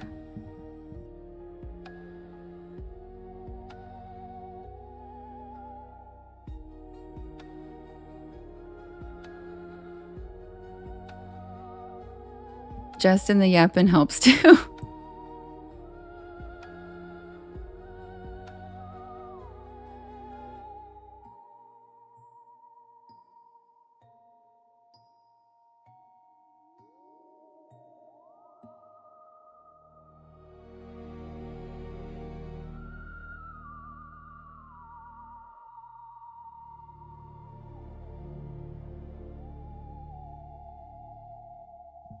No, I didn't see that, Zoe. Oh my God, send it to me. Oh, Holly, you're not guilty for shit. I'm glad you were carrying on conversations. That's the whole point of being here. I just looked down and I was like, damn. And like, literally, you guys don't, like the talking helps so much too. Showing the chat is engaged is just as good as the tapping. I promise, because it shows, the tapping just shows the same thing that chatting shows. Is if you don't feel like chatting, the tapping's helpful. Do you know what I mean? But if you're chatting away, don't worry about tapping at all, because we just do the tapping to let TikTok know that like people are engaged and paying attention. That's literally, you know what I mean? That's it. So if you're chatting it up, don't ever worry about that. Hi, Trisha. I'm so glad you're here. I didn't know you were here. I didn't know you were here. I miss you. I love you. Your picture wall looks amazing, you guys. Trisha just posted in the Discord a picture so far of her picture wall. Remember I told you that a couple of the Porch Pals are buying the backgrounds of my stories in prints and making a picture wall of the stories, and Trisha is one of them, and it looks so cool. So if you go to the Discord, she posted in there and it looks amazing. You're the best, Trisha. Thanks. You just got here. Okay, cool. And then Archangelo is also making a picture wall. Yes, I do. I write all my stories. Thank you, Shadow. Yes, some of them are not spooky. Some of them are just unexplained. All right, submitted for the approval of the Porch Pal Society. This is the tale of the camper van. Yes, I do. I write all my stories. I know, Brooke, but there's no other way for me to say it. Sorry. It looks great, Trisha. Yes, I write them all. See the banner that says I write them all? It started as one of those dreamy road trips. A meandering escape from the monotony of my 9 to 5.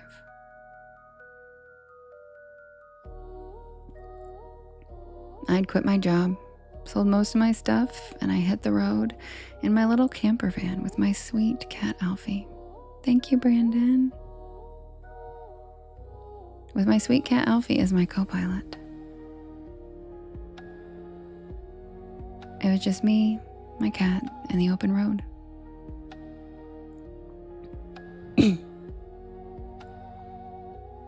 Tracing ribbons of asphalt across America. The plan was simple. No itinerary, no deadlines, just freedom.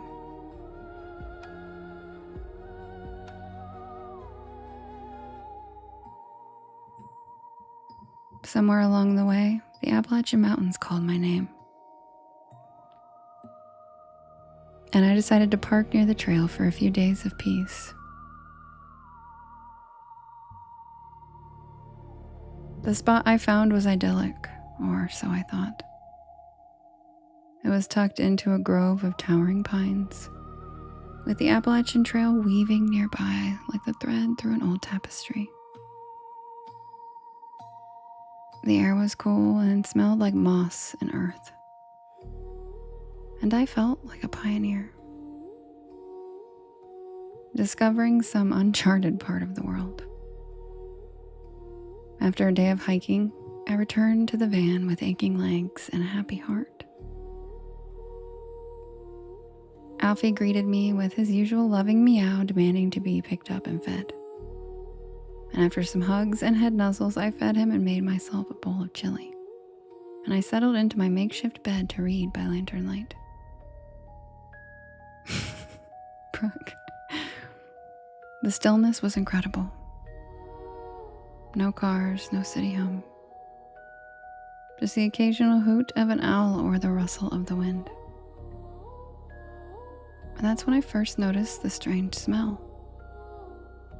It was faint but unmistakable.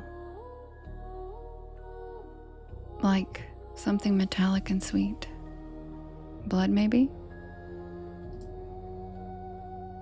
I brushed it off as my imagination and tried to focus on my book. But the smell lingered. Alfie's ears flattened, and he let out a low, uneasy growl. My nerves prickled. It's just a deer or something, I mumbled. More to reassure myself than Alfie.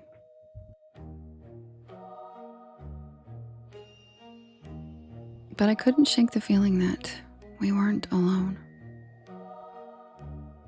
That night, Alfie was on edge and I didn't sleep well. The van, usually my cozy little cocoon of safety, felt more like a fragile tin can. I kept waking up sure that I had heard something. A branch snapping, a faint crunch of footsteps. I peeked out the windows, but the forest was just a wall of black. Alfie curled up beside me, his fur bristling. By morning, I convinced myself it was nothing. I decided to explore the area, sticking to the well-marked trails. The sun was bright and the forest was alive with birdsong, and I started to feel silly for being so spooked last night. And that was until I crossed paths with a man. He was old, with a face weathered like tree bark, and eyes that didn't quite match his friendly smile. He wore a faded plaid shirt and carried a rusty hatchet slung casually over his shoulder. We exchanged the usual pleasantries, but there was something about him that made my skin crawl. "You camping around here?" he asked, his tone just a shade too curious. I hesitated. "Just passing through," I lied. His smile widened. "Not a lot of folks come up this way. It's real quiet, real peaceful." "Yeah, that's kind of what I was looking for," I said, gripping my hiking poles just a little tighter.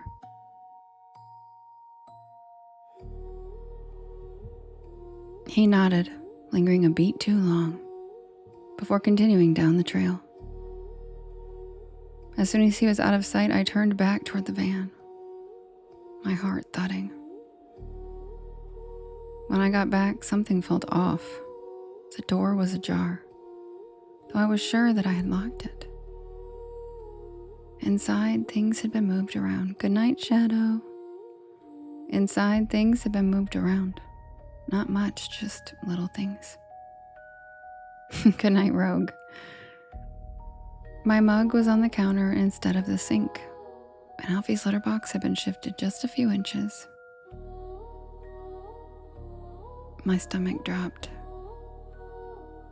Someone had been in here. I grabbed my pepper spray and did a thorough check, but whoever it was gone. I double-checked the locks and I told myself that I would just leave in the morning. But as night fell, that metallic smell returned. Stronger this time, clinging to my clothes and my hair. Alfie hissed and his tail puffed up like a bottle brush.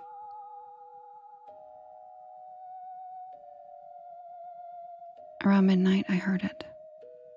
Not just the imagined sounds of the forest, but this was something deliberate. Footsteps, heavy and purposeful, circling the van. Alfie's growls turned to low guttural yowls as the footsteps stopped just outside the driver's side door. Clutching the pepper spray like it was a lifeline, I sat there in silence. The kind of silence that's so loud it feels like a weight on your chest.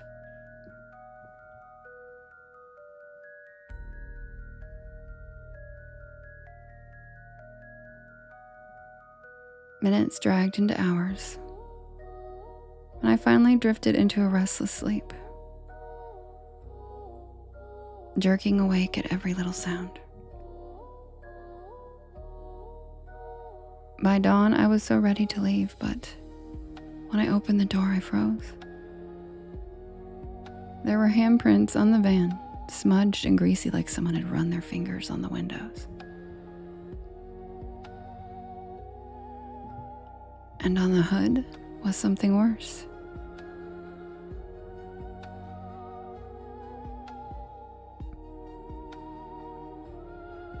A small pile of animal bones arranged in a crude circle.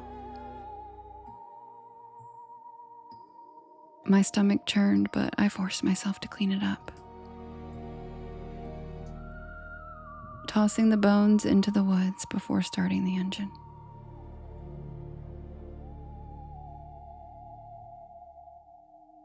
I needed to get out of here.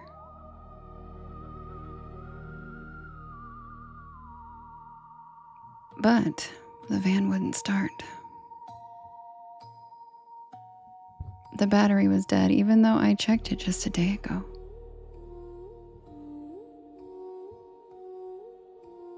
Panic bubbled in my chest as I tried and failed to get it going.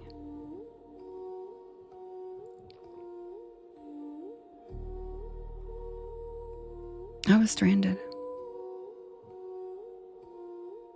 I spent the day trying to flag down hikers, but no one passed by. The isolation pressed in on me, and the forest now felt less like a haven and more like a trap.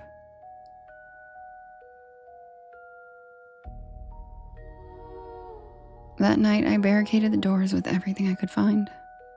A folding chair, a cooler, even Alfie's litter box.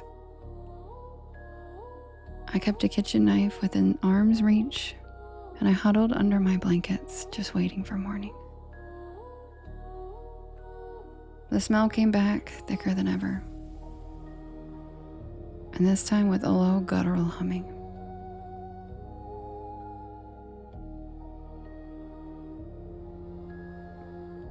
It wasn't an animal, it sounded human. Like someone was trying to mimic a song. The sound moved closer, sounded like it was circling the van. And then something heavy slammed against the side. Alfie screeched and darted under the bed. As I grabbed the knife, my heart pounding. The van rocked as whatever it was slammed into it again, harder this time. And then nothing. I stayed awake until the first rays of sunlight pierced through the trees. Skrilla. It wouldn't let me pin it. That's so funny. When I finally opened the door, I noticed deep gouges in the metal like claw marks. And a message scrolled in what looked like ash across the windshield that said, "Leave." I spent the day rigging a makeshift solar charger on a whim, praying it would give the battery enough juice to start the engine.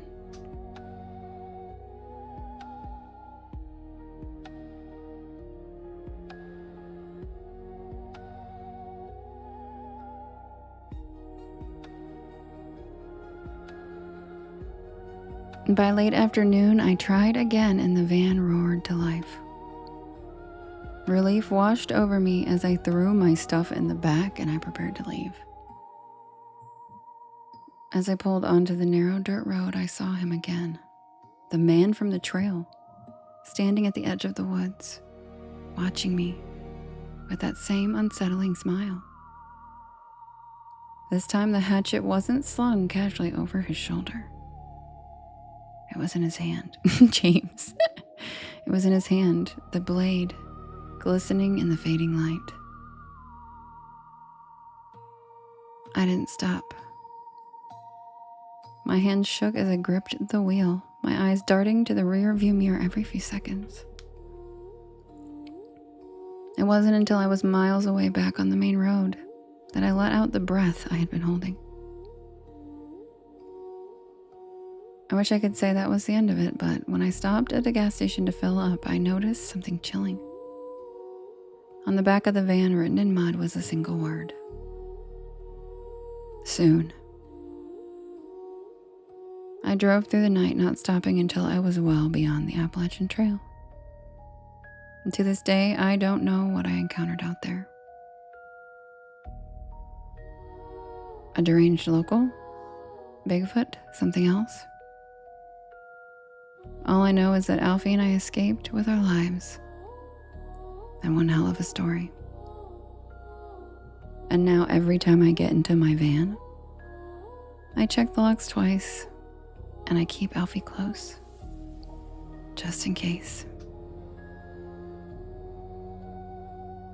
And that's the tale of the camper van. And yes, grim, I guess you could respond that way, but that seems kind of like the really least brave, most reckless way to respond to a situation like that, because guess what? Didn't I get out alive? And I didn't have to unalive anybody. all because of some scary sounds and something bumping against my, okay, just resort to deathly unalive. That's just a bit much. And I don't feel like it's my right to unalive things unless they are literally like actively trying to take my life, like with their hands around my, you know what I mean? There are other ways to not have to escalate to that. So a lot of people say that in my stories, and I just don't agree with that. I think that's kind of the pussy way. Just pew pew pew in the air because you hear a scary sound. No, I'm a little braver than that.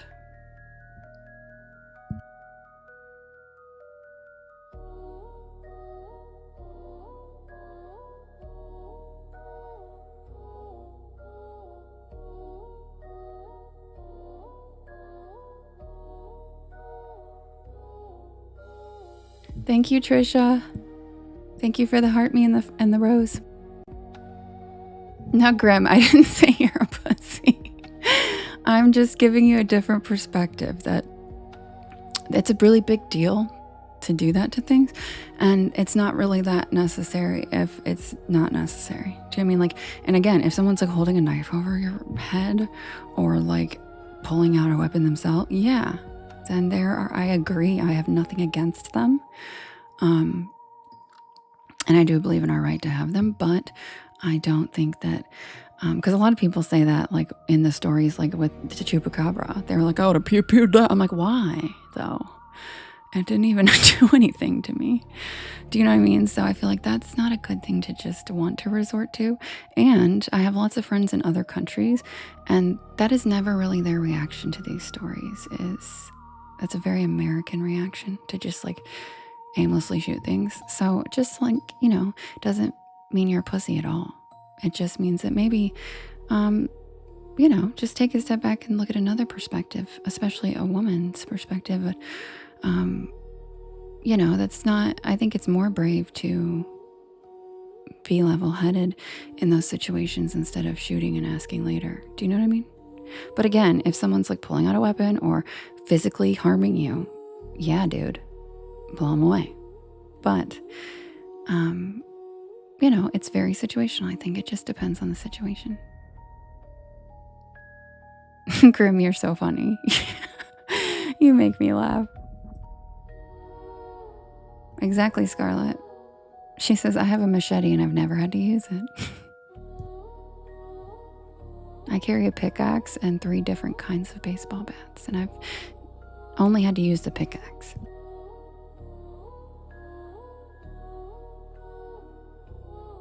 Thank you, Winter. I aim to be... Oh, thank you, Trisha, for the coral. I aim to be like, Are You Afraid of the Dark? Or like Goosebumps, you know?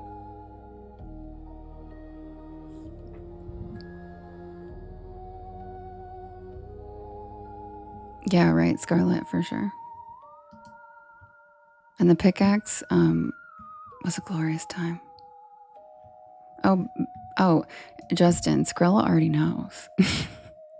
He knows all about it. Because he told me he's heard the story a million times.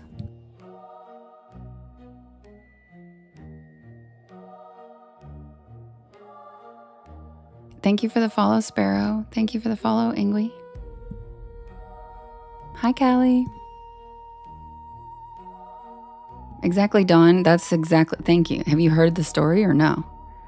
Are you reiterating or are you just saying that too? Because that's literally what happened. Yeah, Dawn gets it. I was just going to say, yep, Dawn gets it. You just act like a nut job. That's good, Grim. And you know what? I would like to have one someday. I'd like a little Sunday special. I'm like a little purse guy. But I don't have one. But I do know how to... I've done like the training and stuff. That is funny, Scarlett. But yes, that's what I do. Is I acted like a ghost, and the dude thought I was so nuts that he basically ran away. And it worked. And I was like, that's what you get. Because they asked me if I was scared to be out there when it was getting dark. I was like, oh, buddy, I'm not scared, but you should be. You should be, homie. Wrong girl. Wrong bitch. Oh, treasure chest. Thank you. Who sent it? It doesn't tell me who sent it. What the hell? It doesn't tell me. Why does this app so crazy?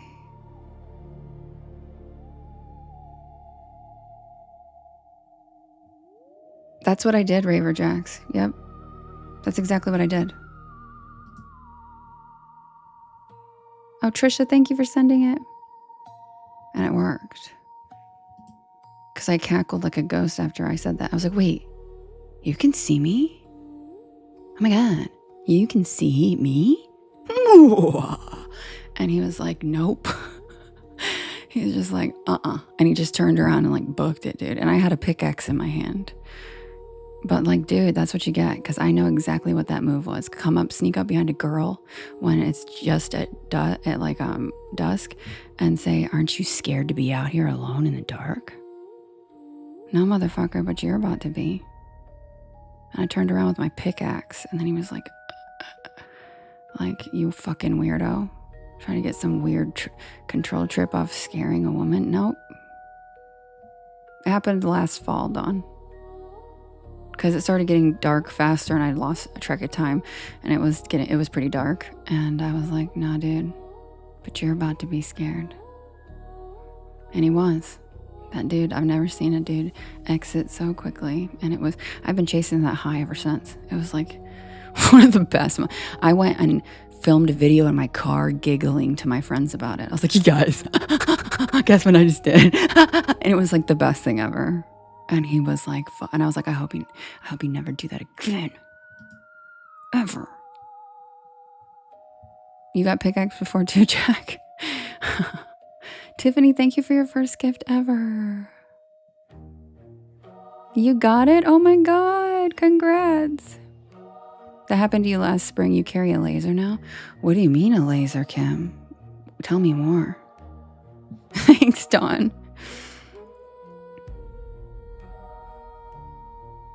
Grim, literally. Literally. I'm like, you picked the wrong house, asshole. I've just been waiting. I don't know if you guys remember Cat Williams' stand-up, but when he's like, I got mad candles I've been waiting to burn. That's how I feel about it. And if you get it, you get it. If you don't, I'm not explaining it. Oh no, this one was just read. This is not the new story though. This is the camper van story.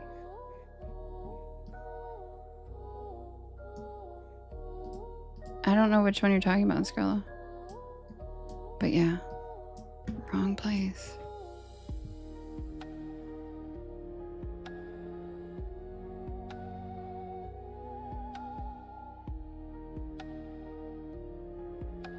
Exactly, Dawn. I wish a motherfucker. Exactly. That's it. And it was booby traps. That's so funny, Skrilla. Yeah.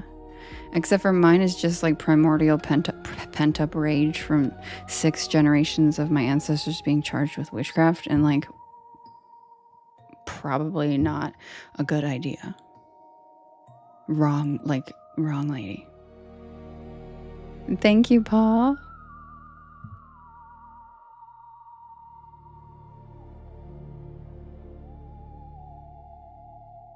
All right, guys, I'm going to set up the next poll and I'll be right back.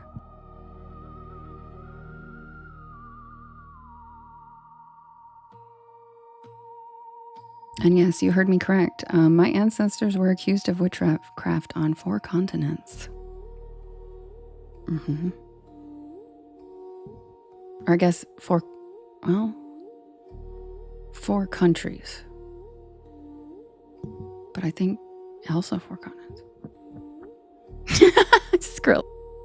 Skrilla.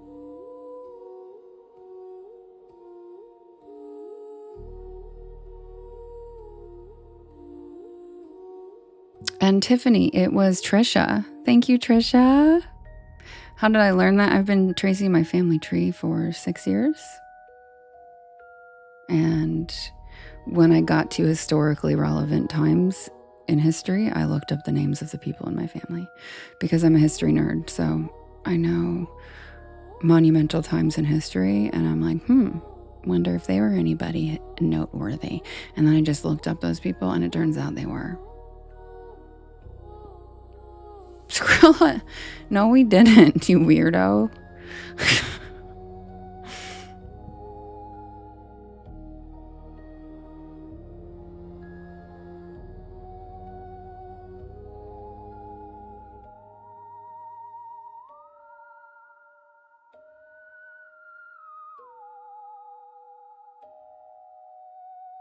Yes, Scarlett, I used the same thing. I used Ancestry.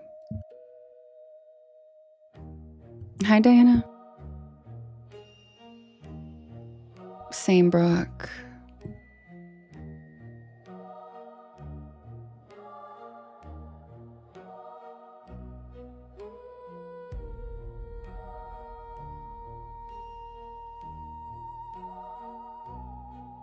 No, Scarlett, you only have to have the first, like, up to, like, your grandparents, and if you know your grandparents' parents' names, so, like, your great-grandparents, and then you just have to approve the rest of the hints. Like, you just go through the hints, and that's how you build it, is you have to, like, literally check each thing and make sure it's somebody from your tree. Like, that takes years.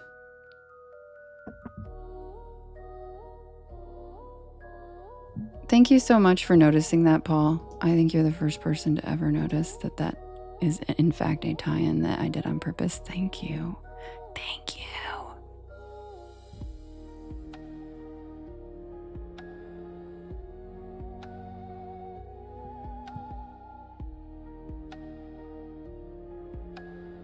Me too, Countessa.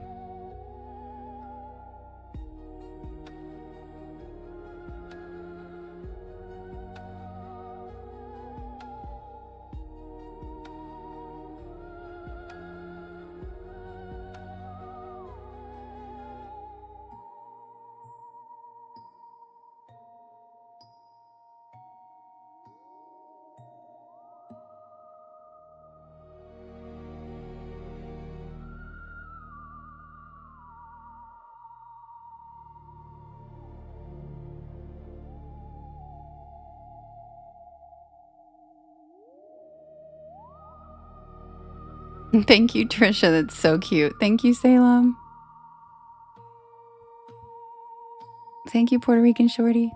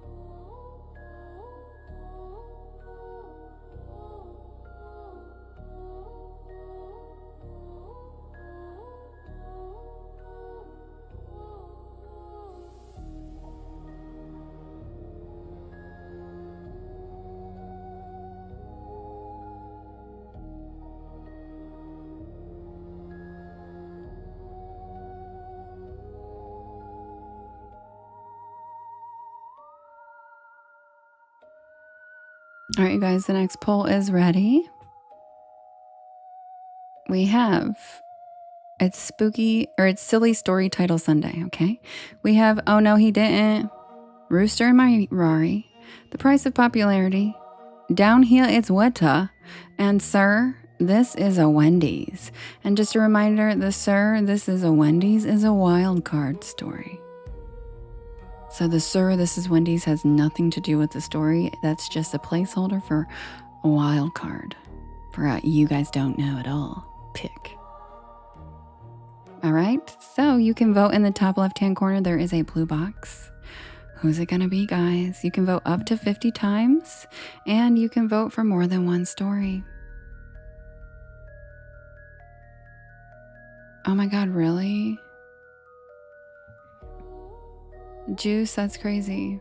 Mine were, well, I'm related to Wild Bill Hickok.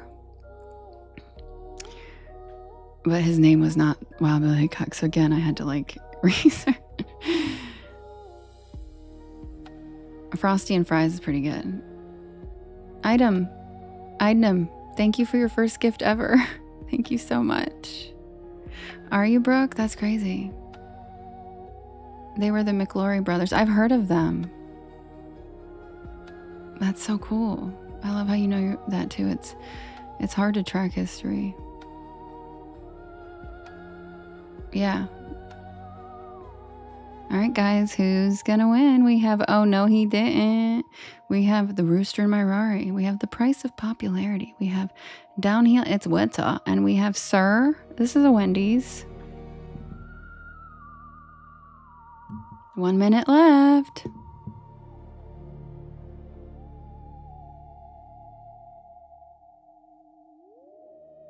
And thank you to everybody tapping.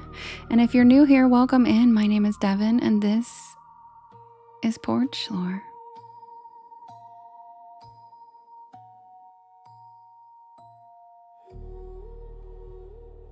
And I tell spooky bedtime stories to help you relax your nervous system and fall asleep. And I'm here every single night from 10 p.m. Eastern Standard Time until about 1 in the morning.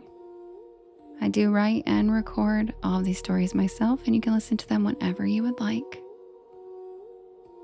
on my YT channel, as well as all of the podcast streaming sites. Just look for Porch Lore and you'll find me. If you guys could do me a big favor, if you could hit that share arrow in the bottom right hand corner, there's a little yellow circle with 2 arrows chasing each other that says repost. And that puts my live into your friends' FYPs, and it helps us grow this beautiful porch of ours. And yes, I literally just said I go live every single night. So yes, I have a live tomorrow because I go live every single night.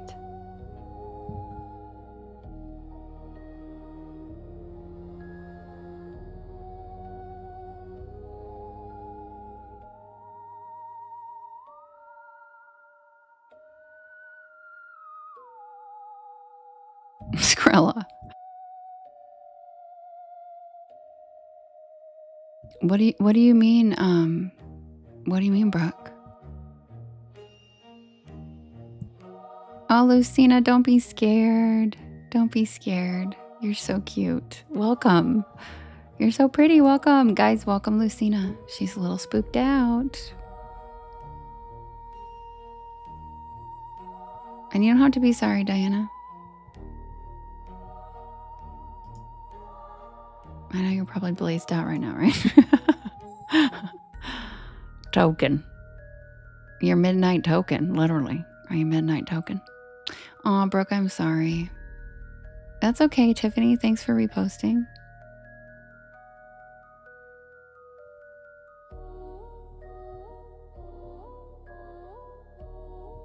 Lucina, thanks for the follow.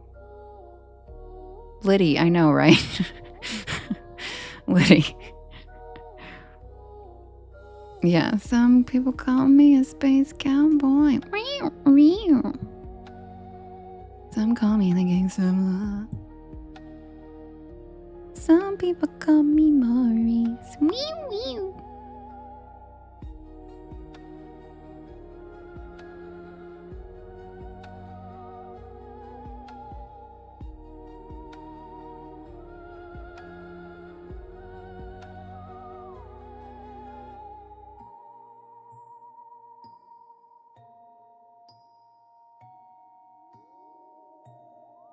Who has their beanbag chair in a hammock, Grim?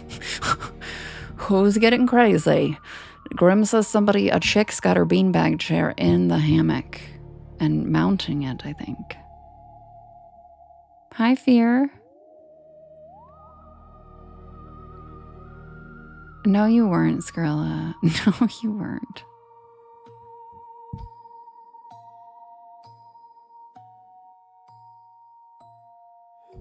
James says, I'm still on the railing. James has been on the porch railing since day one. Yeah, Brooke said stacking beanbags and hammocks. That's funny. Funny shit.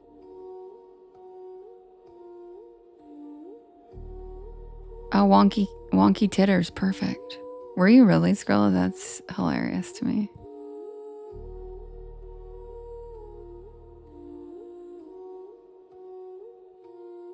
Lewis said if it happened in 4 countries, then maybe it wasn't just accusations. You're catching on. You are correct, Lewis. Brooke. All right, the winner is, sir, this is a Wendy's. I'll be right back with that story. Grab a beanbag chair, grab a hammock, sit back and relax, check out the shooting stars, and welcome to the porch. I'll be right back with the tale of, sir, this is a Wendy's. Put the fries in the bag. Right, Kim? And thank you to everybody sharing the live out, reposting, and tapping. I appreciate you guys so much. Love you, Porch Pals.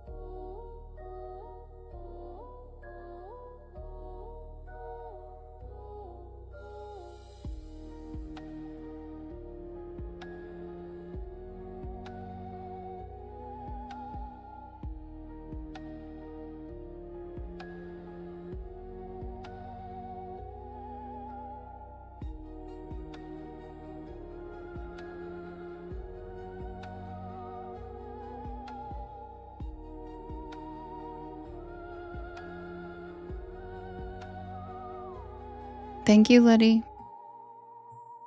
Hi, Sarah Beth.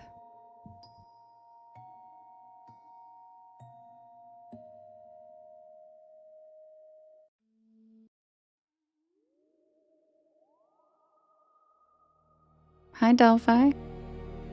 Puerto Rican Shorty asked if someone could pass the popcorn, please.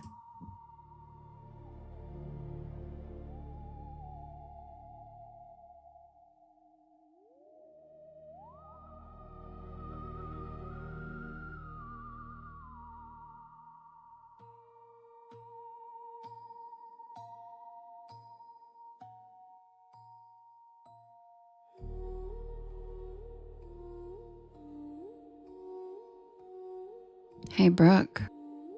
Buckle up. Pass the Cavassier. Oh my God, I haven't thought about that in so long. Buckle up, Brooke. Don't do what, Scarlett?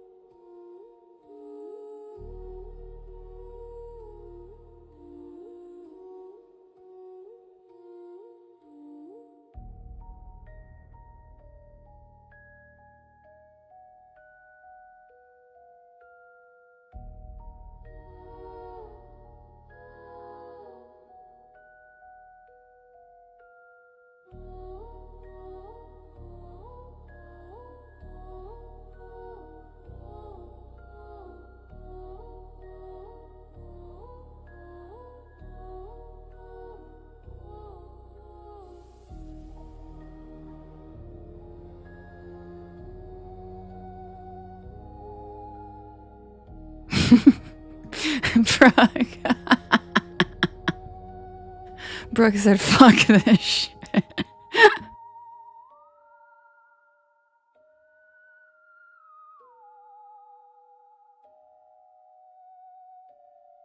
guys, buckle up for an old Cherokee legend from North Carolina. Thank you, Skrilla. Brooke, the "Sir, this is a Wendy's" is a wild card.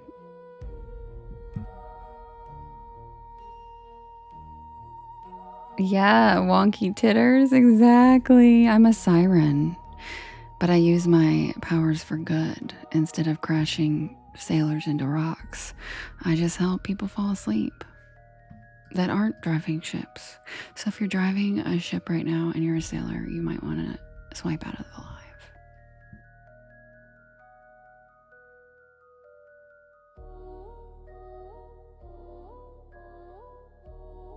No, Pneumastic.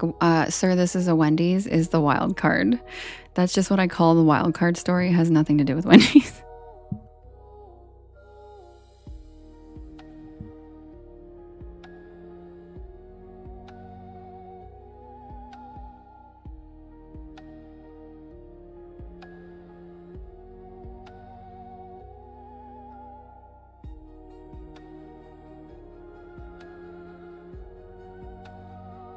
Trisha, a lot of people do. I have a lot of truckers. Like, I have a lot of truckers that listen to the YT. Yes, Delphi, I am a kitty whisperer.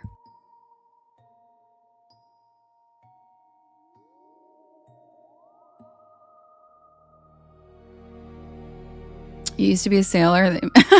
That's awesome.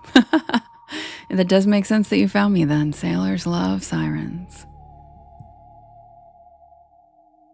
Brooke. Cinnamon Spice, thank you for the follow. Welcome to the porch. Oh, Justin, talking shit. And there's CJ right when Justin starts talking shit. Hi, CJ. Did you get summoned? Because Justin literally just wrote a comment. Doom scrolling leisure mode. Thanks for the follow. I know, Justin. He said, how? CJ said, Justin, I'm going to need you to shut the fuck up. Literally, it's like CJ, like his ears were ringing. It was perfect timing. Literally, CJ, perfect. I was just talking about, I was like, oh, Justin talking shit on CJ. And then you're like, hi.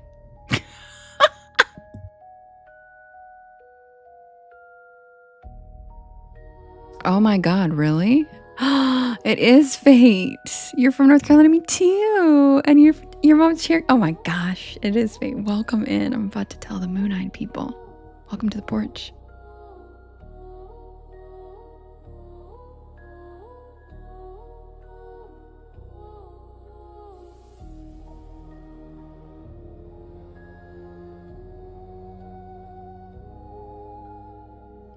Pretty much, Skrilla.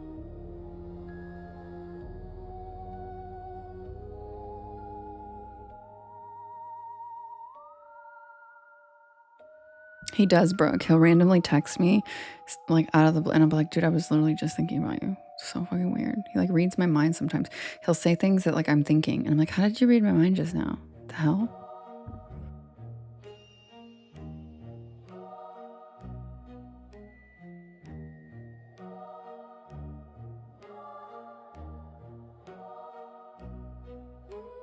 Hey, CJ. Cocaine running through my dick, babe. Just for you. Because that's CJ's favorite thing. He thinks it's so fucking funny that that's what I thought it was. Skrilla, that's cute. That's cute.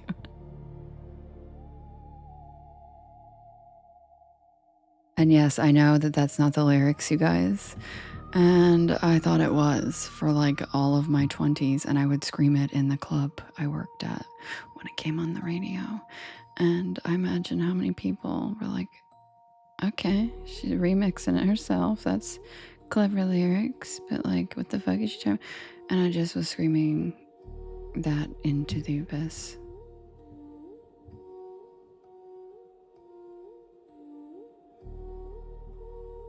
Yeah. Tipping on fofos. Wood grain, I'm gripping. Got the candy paint and I'm dripping.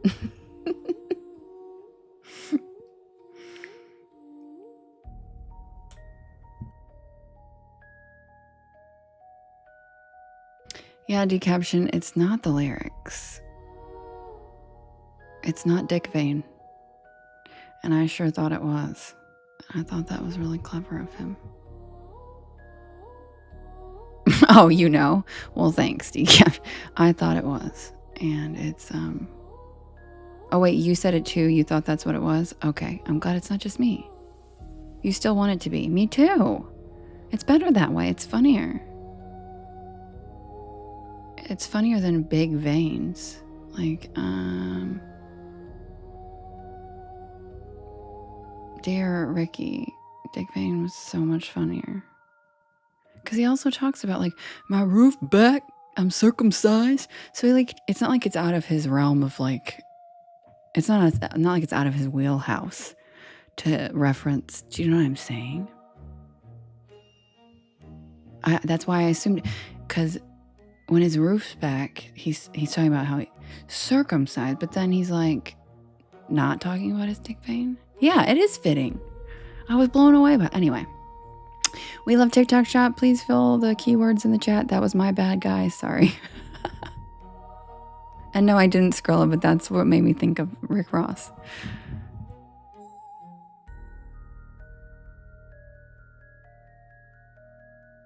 I know, you guys. I'm sorry. That was my bad. I take full credit for it. Please put some keywords in the chat. I just can't help it with the rose. I love Ricky. I love Ricky.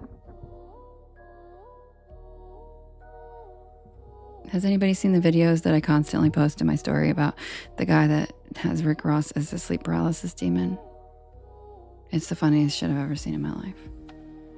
They knock it on the door to let the devil in. It's so good.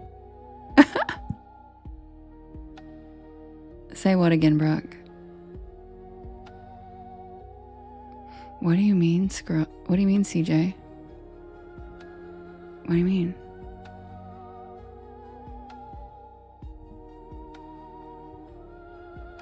Wait, you have, okay, you need to look up Brooke. He's a comedy creator, and he pretends that Rick Ross is his sleep paralysis demon, and it's the funniest shit ever. And he also does one where Lil Wayne's his sleep paralysis demon, and I'll share it in my stories after the live. It's funny. Yeah, the Lil Wayne one too. He's like, and like Lil Wayne, he makes him seem really scary. When I've never thought of Lil Wayne like that until he did it. I'm like, yeah, he's pretty fucking creepy, dude. Like, yeah, it's the funniest. I'll post him in my stories afterwards, but it's so funny. It's so fun. And then he's like, the Rick Ross one though is clever words, because what does he say? He's like, what did he say about something about I take something on your dreams? What did he say? What did he say, Scarlett, about his something on your dreams? Or no, royalties on your what? I can't remember, but it was so funny. Hi Jade. It was something about royalties on his dreams or something. Yes, I do remember that, Brooke.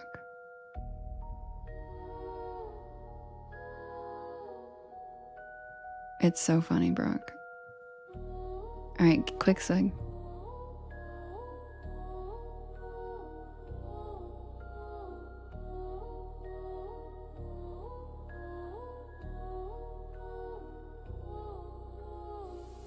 And yes, Rick Ross does own Wingstop, in case you guys didn't know.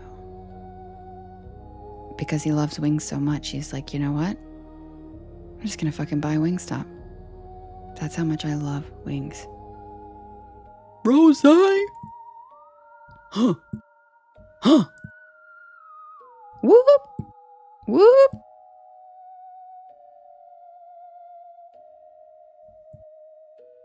Yep. Fun little factoid. He loved it so much, Holly bought it. I said, guess what? I own you now. I love wings. Lemon pepper for life. And he has like 4 songs where he talks about lemon pepper wings. Oh, hi, Sunshine. I'm sorry you had a bad day. Welcome in. Christina. So, just so you guys know, I'm not just a girl who knows rap lyrics. I actually know about the rappers, too. I love them. They're my philosophers. I don't know, Brooke, probably. Pneumastic.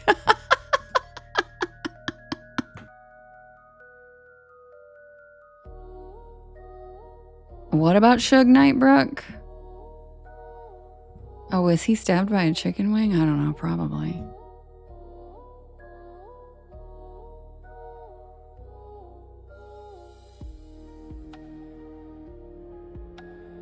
Jade said, I learned so much about everything from you. Yeah, I know, Jade. I know a lot of random shit. Pneumatic nurse, that's the best keywords ever. Paranormal chicken wings.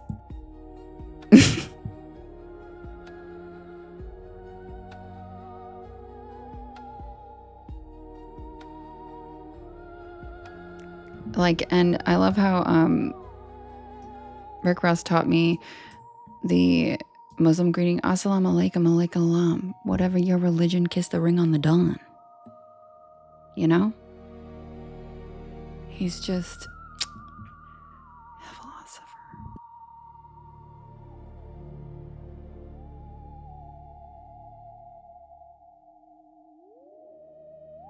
It was a hoax, Brooke? I never would have guessed.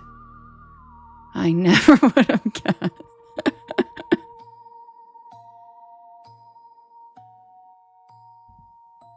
Submitted for the approval of the Porch Pal Society. This is the tale of the moon-eyed people. Mystic lemon pepper crawlers. You guys are the best. I love how you guys are as weird as me. And ghost peppers, totally Christina. Trey, thanks for the follow. Welcome to the porch.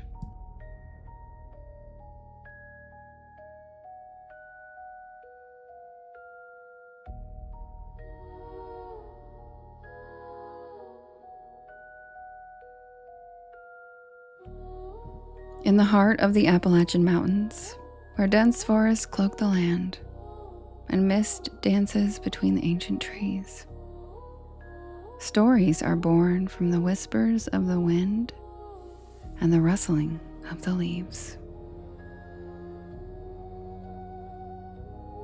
Among these tales, few are as intriguing or enigmatic as the moon-eyed people, a mysterious race said to have inhabited the region long before the arrival of European settlers. Their existence is steeped in folklore and legend, and their story is one of wonder and trepidation. Thank you, Trisha. Hi, Rochelle. The tale of the moon-eyed people has its roots in the oral traditions of indigenous tribes, particularly the Cherokee. And according to these legends, the moon-eyed people were a race of small nocturnal people distinct from the tribes of the region. Bye, CJ. They were said to possess large luminous eyes that glowed in the dark, allowing them to see perfectly at night, but leaving them nearly blind in daylight. The moon-eyed people were described as gentle, peaceful beings who lived in harmony with nature.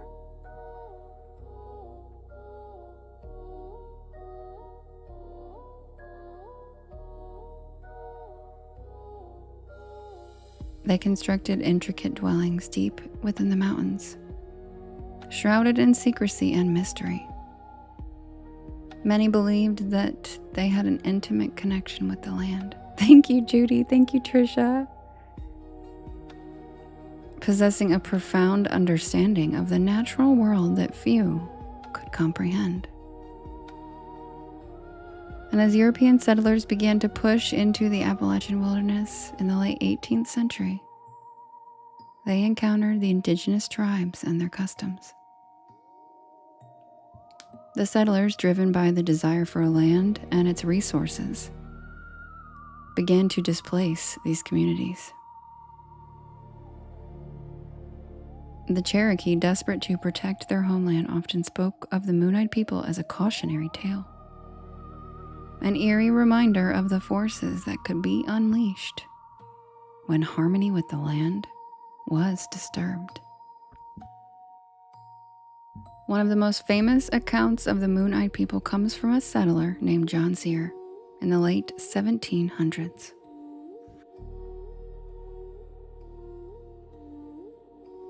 Sear and his companions ventured into the depths of the Appalachian Mountains in search of new territory. They had heard the whispers of the Moon-Eyed People, the strange beings who were said to be found in the thick of the forests. And one fateful evening, as dusk settled over the mountains, Sear and his men camped near a hidden stream. They had been on edge, feeling a strange presence lurking in the shadows. And as night fell, the men noticed a faint glow emanating from the forest. Curiosity piqued, so they decided to investigate. And as they ventured into the woods, the glow grew brighter, illuminating their path.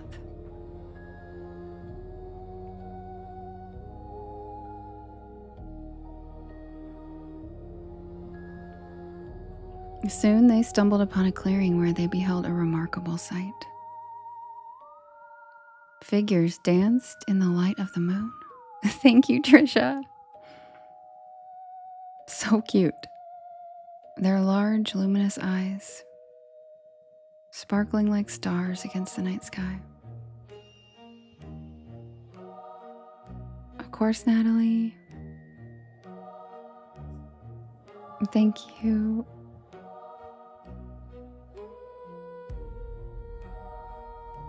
The Moon-Eyed People stood there before them, delicate and ethereal. In awe, Sear and his men watched, mesmerized by the beauty of these creatures. They appeared to be communicating in a soft, melodic language, and their movements were graceful, almost like a dream. But as the moonlight faded, so did their ethereal glow. And the men, unsettled by the unknown, began to retreat. And as the settlers hurried back to their camp, they could hear the laughter of the Moon-Eyed People echoing through the trees.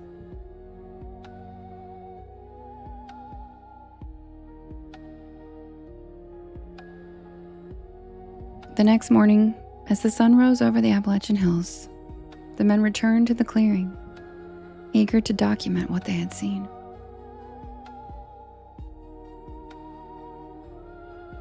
But to their astonishment, the clearing was empty.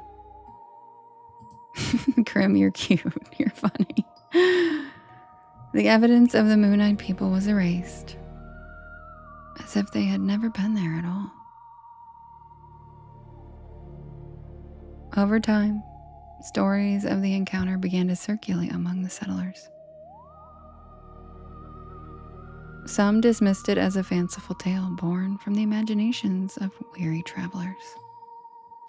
Others whispered of the Moon-Eyed People as a warning, a sign that the mountains held secrets best left undisturbed. And as the years passed, the legend of the Moon-Eyed People continued to evolve, weaving its way into the fabric of Appalachian folklore. Some say they were the guardians of the forest, protecting the secrets of the land from those who wished to exploit it. Others believed they were lost souls, forever wandering the night in search of peace. And some say they were aliens. In the 1900s, interest in the Moon-Eyed People began to resurface as anthropologists and folklorists sought to understand the rich tapestry of Appalachian folklore.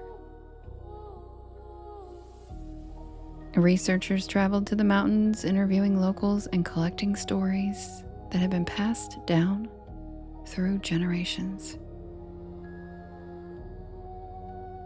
These accounts often echo the tales told by the Cherokee, emphasizing the gentle nature of the Moon-Eyed People and their connection to the earth. However, as the story spread, so did skepticism. Yet for those who lived in the mountains, the legend held an undeniable truth. Thank you, Gearhead. I appreciate that. Welcome in. The moon-eyed people became a symbol of the uncharted, a reminder of the mystery that lingered in the shadows of the ancient trees. Several locations in Appalachia became associated with the moon-eyed people, such as the ancient burial mounds found throughout the region,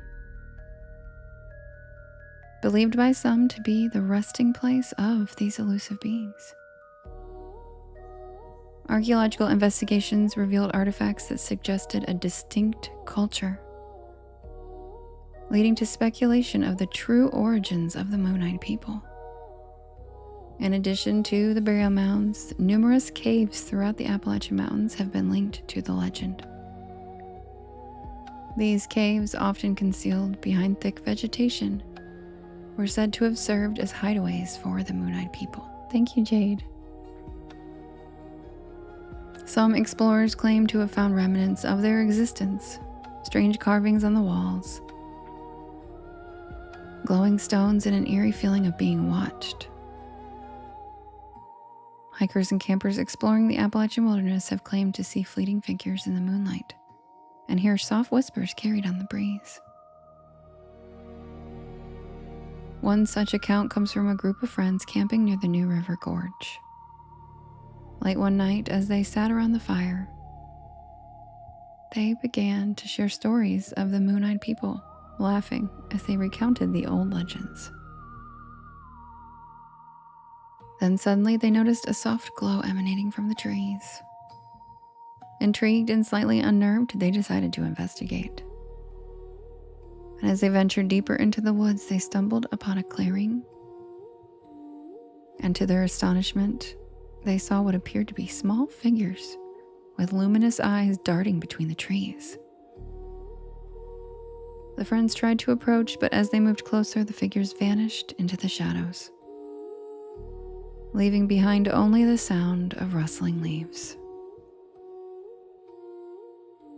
Shaken but exhilarated, they returned to their campsite, unsure of what they had witnessed. The legend of the moon-eyed people serves as a reminder of the enduring power of folklore and its ability to connect us to our roots. And that's the tale of the moon-eyed people.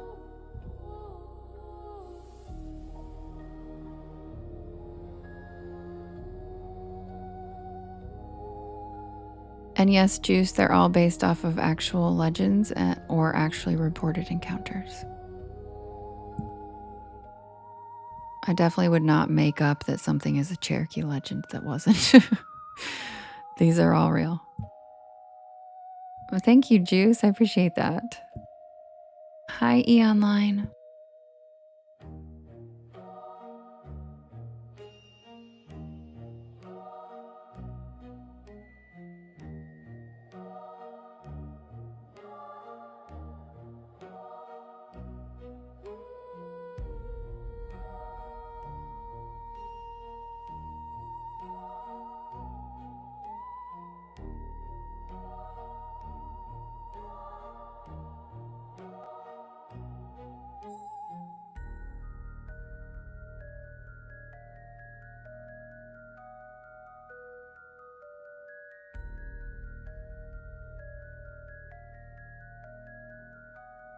Rachel, that's a good one. Thanks, Matt.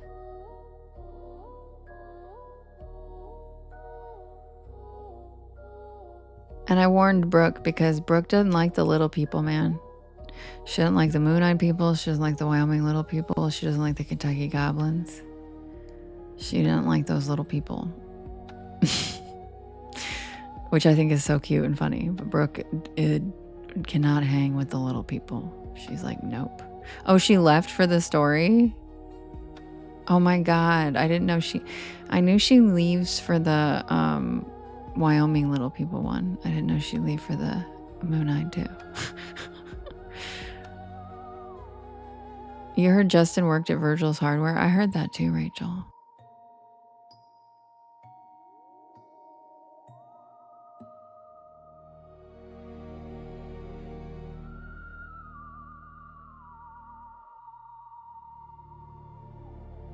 Beware the gnome.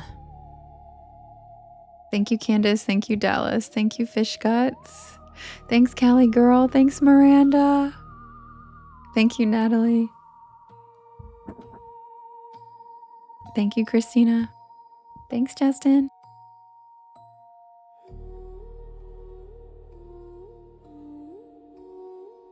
Welcome in, everybody.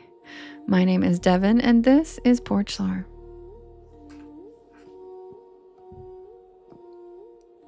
And I tell spooky bedtime stories to help you relax your nervous system and fall asleep. And I'm here every single night from 10 p.m. Eastern Standard Time till about 1 or 1:30. I do write and record all of these stories myself, and you can listen to them whenever you would like on my YT channel, as well as all of the podcast streaming sites. If you just look for Porch Lore, you'll find me. I'm going to do one extra story, and if you guys could hit the share arrow while I set up the next poll. There's a little yellow circle with 2 arrows chasing each other that says repost, and that puts my live into your friends' FYPs and helps us grow this beautiful porch of ours. And yes, Rachel, they are all the same thing. Duendes, gnomes, leprechauns, moon-eyed people, little people, goblins. They're all the same thing. Just different names in different parts of the world. They're all elementals. They're all fae. And they actually, and my ancestors called them the Tuatatan.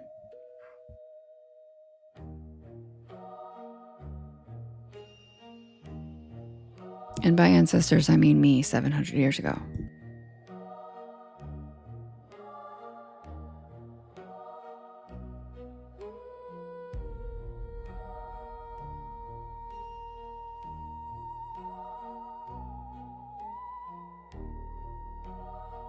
Christina said same. I'm glad you get it, girl. Same.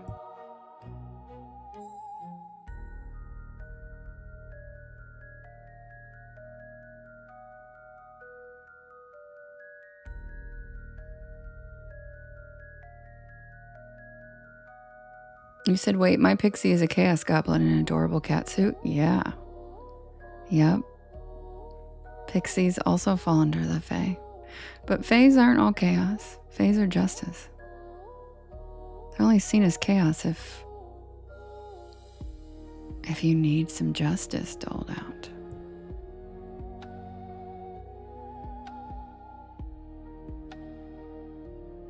Duende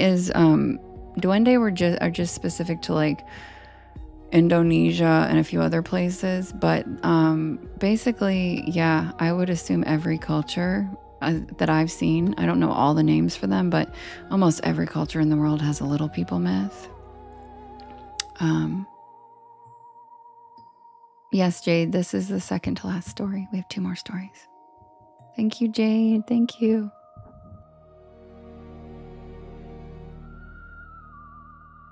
Thank you, Matt, for making it rain. Aw, tell Brooke we said goodnight.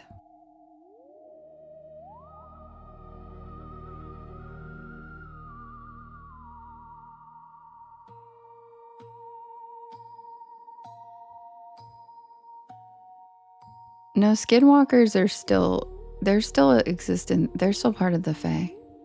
They're still under that umbrella. Skinwalker is just the Navajo name for a creature that is also described all over the world. Shapeshifters, basically.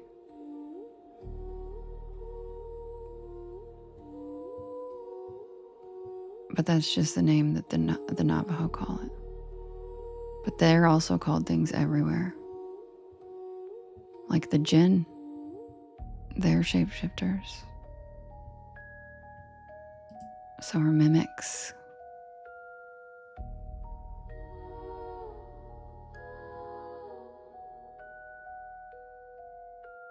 Thank you, Pneumastic. Thank you for the donuts. And once again, you hear stories about mimics being scary. But, by the way, Scarlett, I have a Jinn story. You hear, they're not any more wild than like other shapeshifters. They just have a majorly religious connotation to them. But, oh, don't worry about it, Melly. You're so cute. But yeah, what was I totally got distracted. Now I forget what I was going to say. Yeah, pixies are chaos. But what I'm saying, Natalie, is that not all fae are chaos. Like, just off the bat, they're very justice-based. So if you get the chaos, it's probably because you deserved it. You know? So, like mimics. Oh, that's what I was saying. People say that mimics are really, people are always scared of mimics, which it is scary, but they're not always bad. They sometimes are just messing with people, but there are also times when mimics, maybe, I don't know, you hear about them luring people into the woods and stuff, sounding like someone else, but you never hear about who they're luring into the woods. And sometimes there might be like a PDF who thinks he hears a young woman calling him into the woods. Does that make sense? It's not always bad. Sometimes it's justice.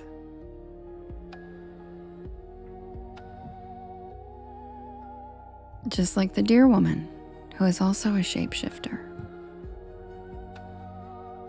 Yep, exactly, Jessica. You read my mind. No, banshees, Paul, are not just an Irish thing. And my thoughts are they're very sad.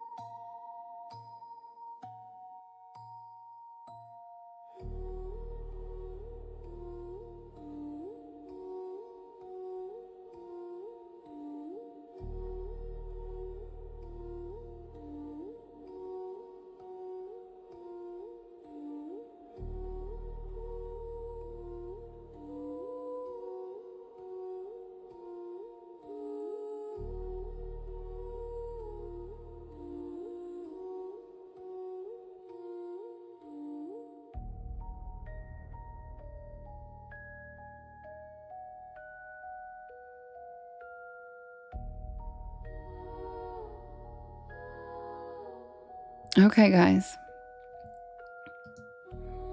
The next poll is ready. We have She Gonna Get Ya. Nope. Down Here It's Wetter.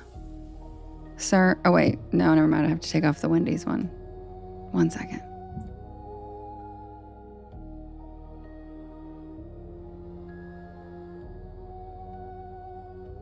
Okay, we have She Gonna Get Ya. Nope. Down Here It's Wetter. And 32 flavors of that bootylicious bubblegum, raspberry, grape, cherry. Come and get this honey bun. And you can vote in the top left-hand corner. There's a blue box. You can vote up to 50 times. And you can vote for more than one story. You like that, Tiffany? Tiana said, I know you lying. Tiana.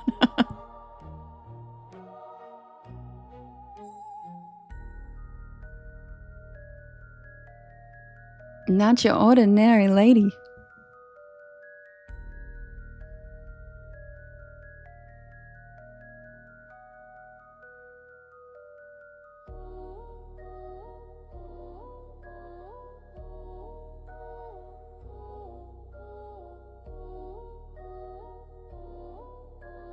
Willy Wonka wanna pay me.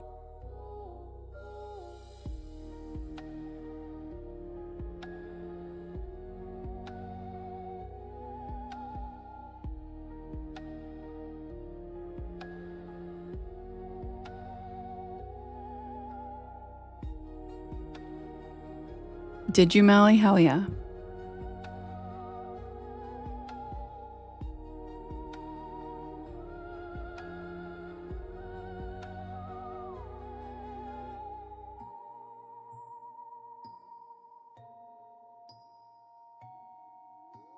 That's my song too, girl. It's iconic. Iconic song. No, Justin, that didn't all fit. Justin said that all fit. Amanda, thanks for the follow. Welcome in. Yeah, you definitely have to listen to it again, Melly.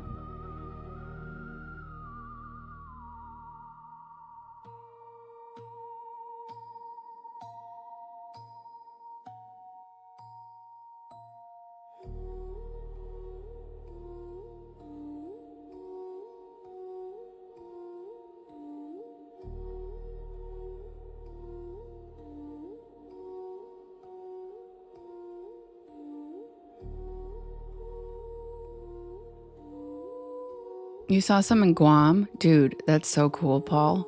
How cool is that? I actually had a best friend stationed in Guam. Okay, you guys, so I am blown away that my 32 flavors of Bootylicious bubblegum did not win. But that's okay. That's okay. You don't get this raspberry, grape, cherry. Come and get this honey bun. But that's okay. I'll just go to Willy Wonka. He wants to pay me. No, I'm just kidding. I'll be right back with Nope.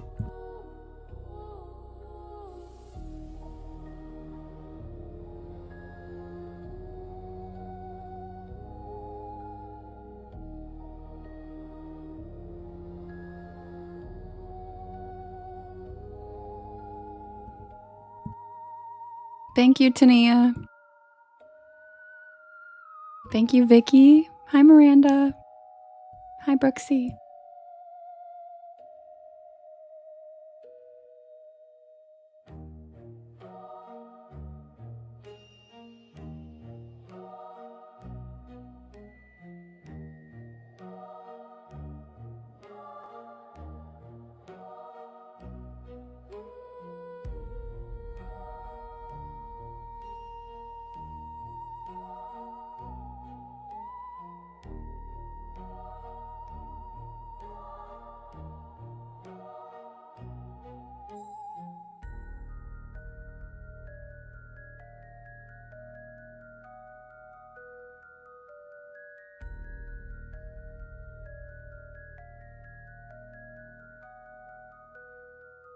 Anybody have any guesses on what Nope is?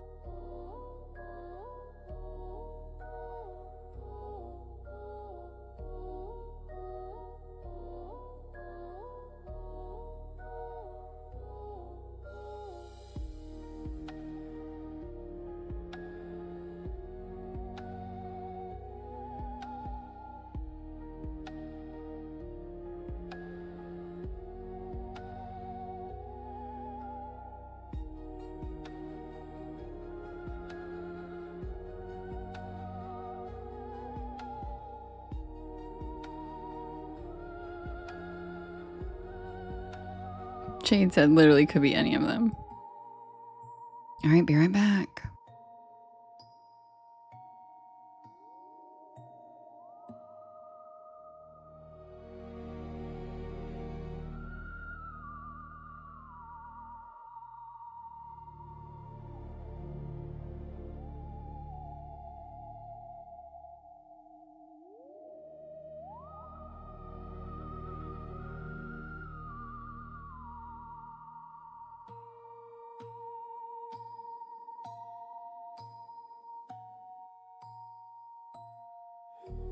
Good job, Jade.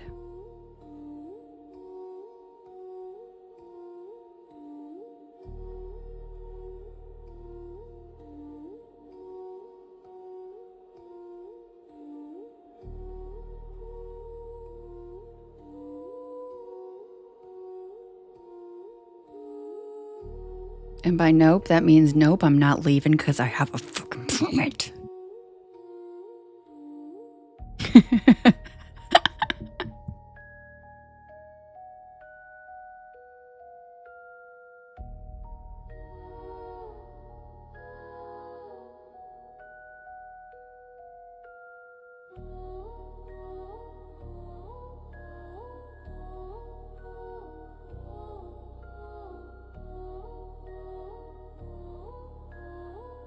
They're mass takers.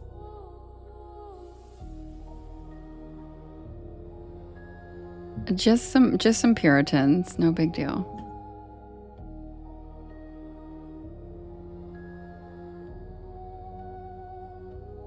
You're cute. You want to know something funny?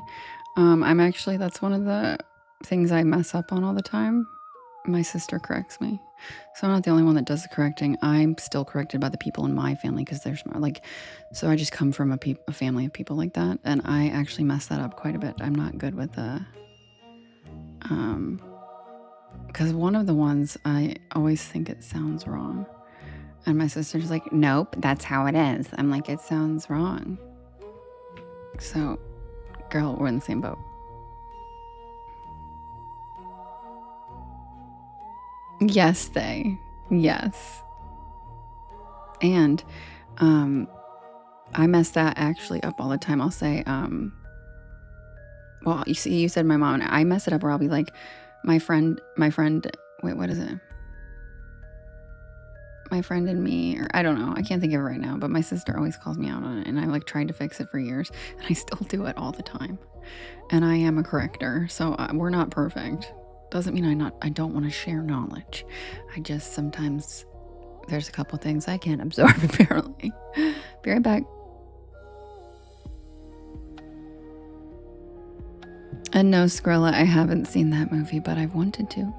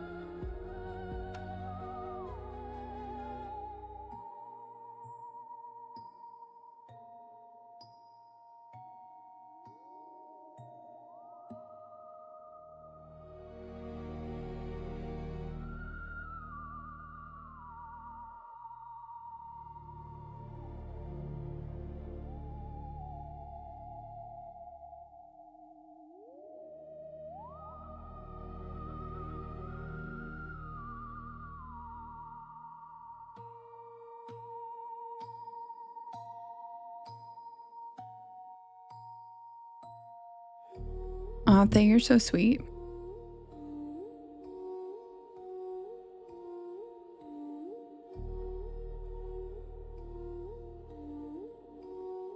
Thank you, Paul. Yes, Paul, I love Purple Haze. Or, as Taylor Swift says, Lavender Haze. I love that song.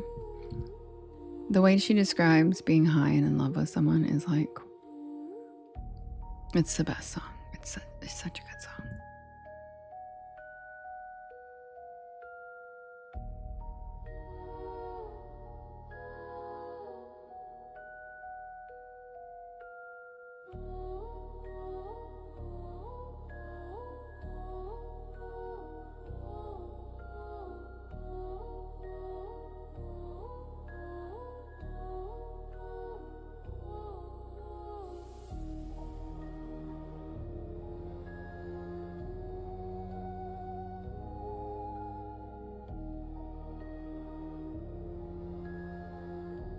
Just one of what, Skrilla?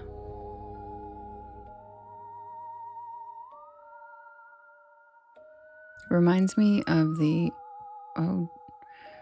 terminus in Walking. I don't know what that means. I know what Walking Dead is, but oh, Skrilla. Why not both? You can't wait to see what I have planned for Halloween. Last year, I dressed up as Wednesday Addams for a whole week. on camera. And I made inappropriate jokes at Mothman.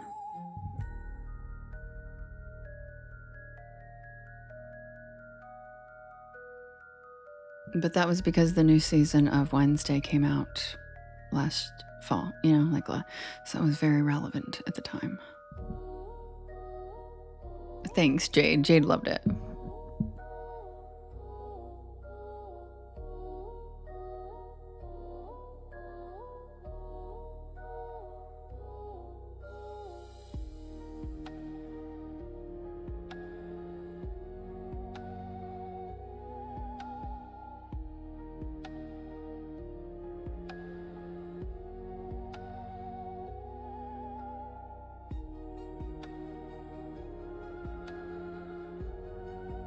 Aw, James, that was on Halloween. I'm so sorry. Yes, Rachel, I love this series so much. That's why I went as her.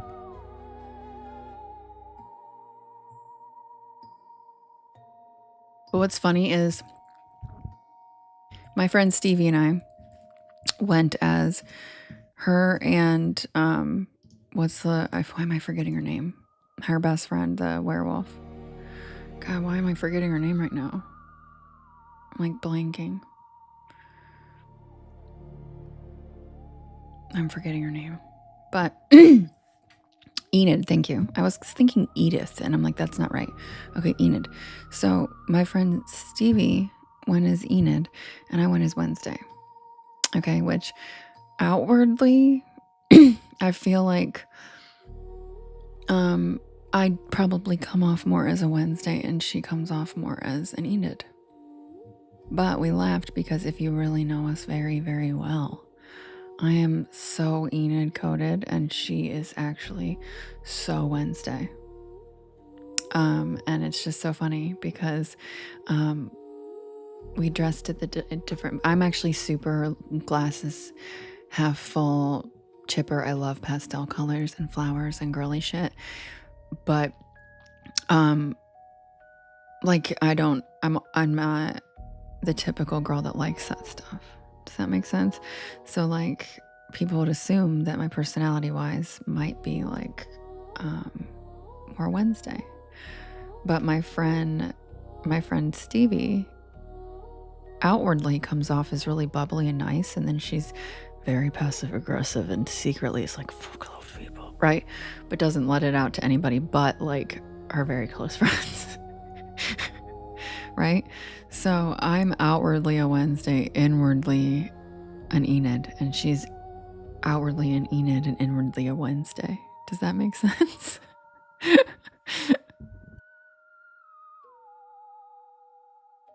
Like I hide being sweet and she hides being mean. Matt, I don't think Wednesday would call someone boo-boo, would she?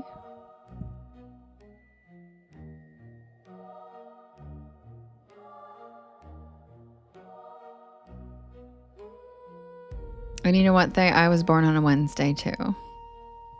I was born on a Wednesday, and that's why she was named that, is because Poe said, Wednesday's child is filled with woe. And it's true.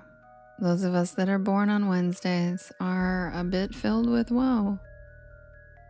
I have to agree. We are filled with woe. You were born on Friday the 13th? Cool. I was born on a Wednesday under a beaver full moon. In the time of Aries rising, which is only 2 minutes. It's a 2-minute window. On a full moon. On a Wednesday. Very strange. Very weird. But not as cool as Friday the 13th. But wait, it changes, right, Miranda? It's not always on a Friday, though, for you. Mine's on Thanksgiving, but it's not always on Thanksgiving. And I hate it, so I moved it. And now I'm celebrating it this week. In Tahoe with my best friend. What about a foam roller, Chance? Justin said, I was born on a drizzly Tuesday. Christina, you were born on a Friday the 13th too? Yeah, so was my cousin, actually. And yes, Jade was born on New Year's Day, and so was my mom. Oh, that's cool, Lindsay. That's cool. And yours is 143. That's like how I used to tell people you loved them on a calculator or on a pager. Christina, that's my cousin's birthday. That's wild. Little Scorpio. Rachel, you were born on New Year's Eve? Cool. All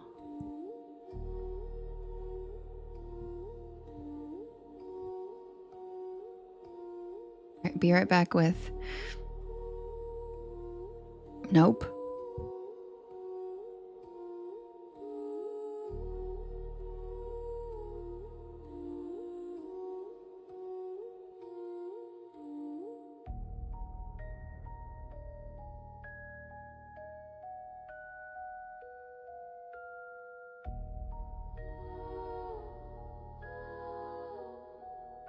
Jade said, yes, I'm Devin's mom. That's why she's actually secretly my mom. And that's why she's always like, Bible. You fell asleep to my stories and had a wicked dream. Jack, what kind of dream? Whoa. What kind of dream was it?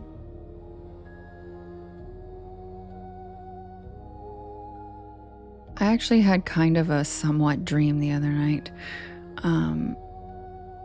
And I don't really remember what happened. I just remember waking up and like knowing that what I thought. I don't know how to explain it, but I just remember I woke up thinking that something was a thing that wasn't.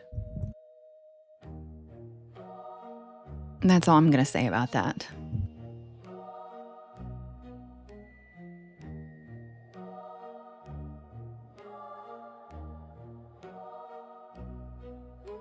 Jade.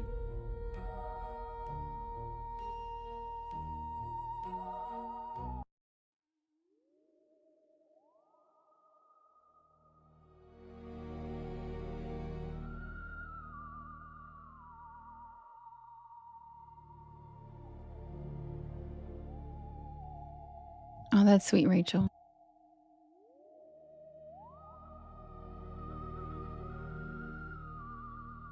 Submitted for the approval of the Porch Pal Society. This is the tale of Booger Hollow.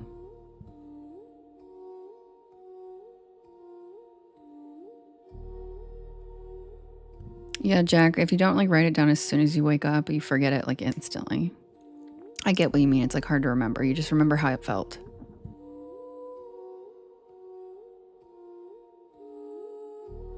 Wait, when is yours, Matt?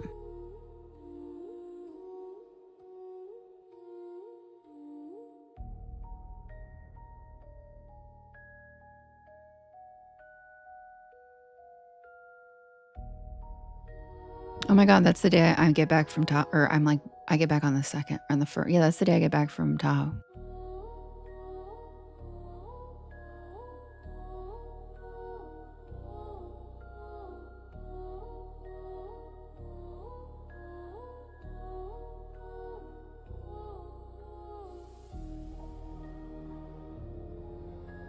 Same, Lindsay. Thank you, Miranda. Thank you, Meowsome.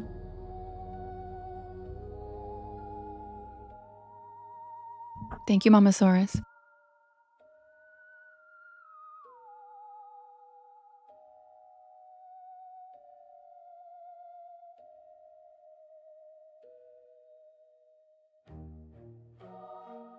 Most people have never heard of Booger Hollow, West Virginia.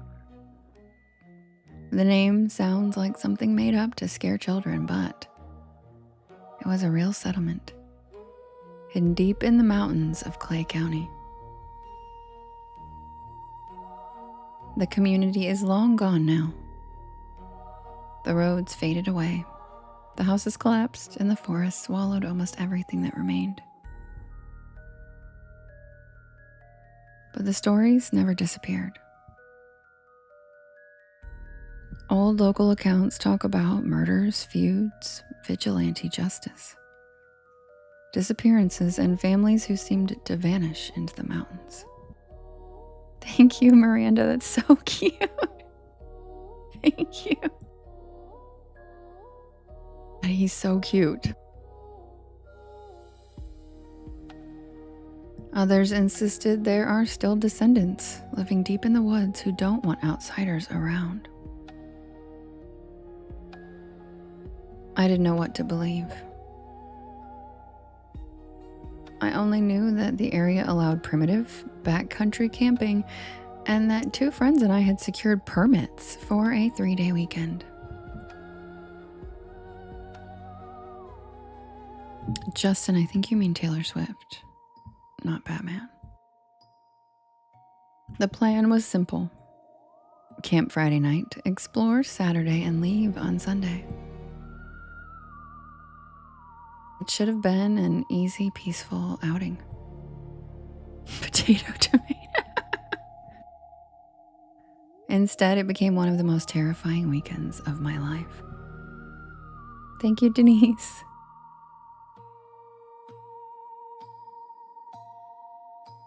The first sign something was wrong happened less than an hour after we arrived. We had just finished setting up camp beside a narrow creek running through the hollow. The clearing wasn't large, but it was perfect for 3 tents and a fire. I didn't know that, Thay. Dense forests surrounded us on all sides. I was unpacking supplies when I noticed someone standing on the ridge above camp. At first, I thought it was just another hiker. Then I realized they were standing there watching us. Not moving, not hiking, just observing. The figure was tall and painfully thin. The clothing looked old-fashioned, almost like work clothes from another era. The person stood among the trees, staring directly at us. And finally, I just decided to wave at them. And the moment I did, they just stepped behind a tree and disappeared. Okay, weirdo.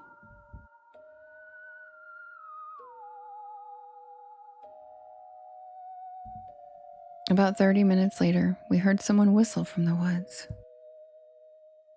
Not a bird, it was a human whistle.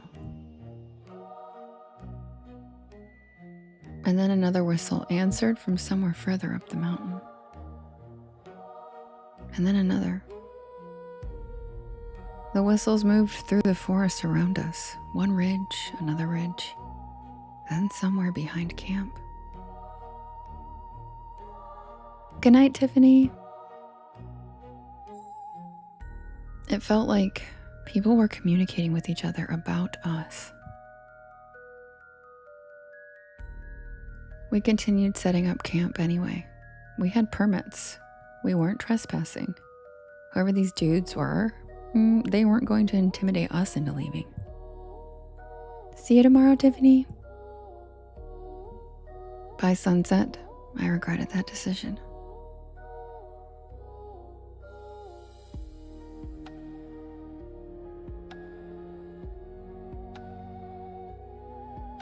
Oh, Tiffany, don't forget the premiere tomorrow at 7 p.m. on YT if you want to join. The first visitor walked into camp just as darkness settled over the hollow. He didn't emerge cautiously.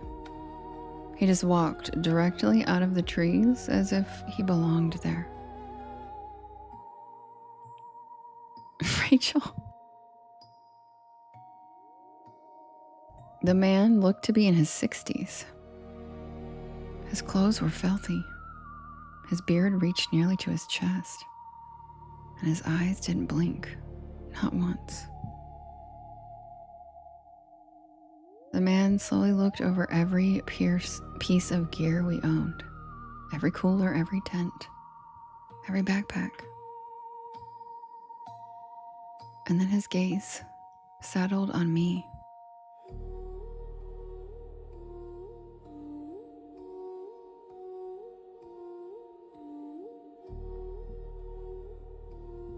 He said nothing, but the expression on his face was resentment.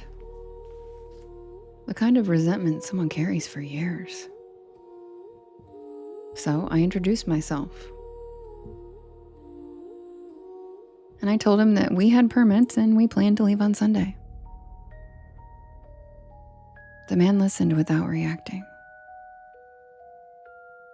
Then he introduced himself as Mr. Bishop. Bishop. And then he said something that made every hair on my arm stand up. He told us the families did not want us there. Not the locals, not the landowners. He just said, the families. As if everyone should know what he meant.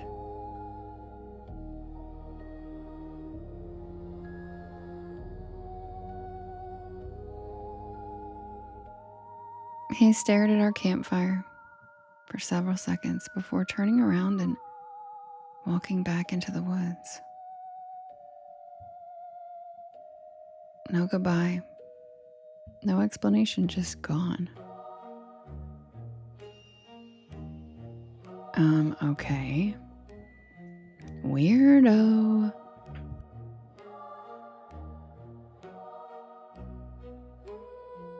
Around midnight, we realized that one of our coolers had vanished. Not misplaced, gone. Nowhere to be found. We spent nearly an hour searching. Eventually, we found it sitting upright in the middle of the creek, nearly 100 yards downstream. All of the food inside had been removed. Every package, gone. Somebody had carried the cooler away while our backs were turned as we sat around the fire. And none of us saw or heard anything. And that realization was horrifying, that they could enter camp without us even noticing. The next morning, things became worse. There were fresh footprints covered the muddy ground all around our tents. And there weren't just 1 or 2 sets. It looked like at least 6 or 7 different people had walked through our camp while we slept.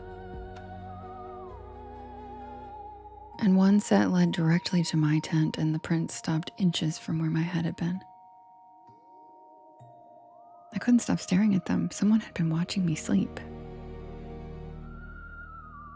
That afternoon, we explored the remains of the old settlement. Most structures had collapsed decades ago. A few stone chimneys still stood among the trees. And near one foundation, we found something strange. Names carved into weathered wood. Not initials, full names. Maddox, Harper, Tanner, Bishop.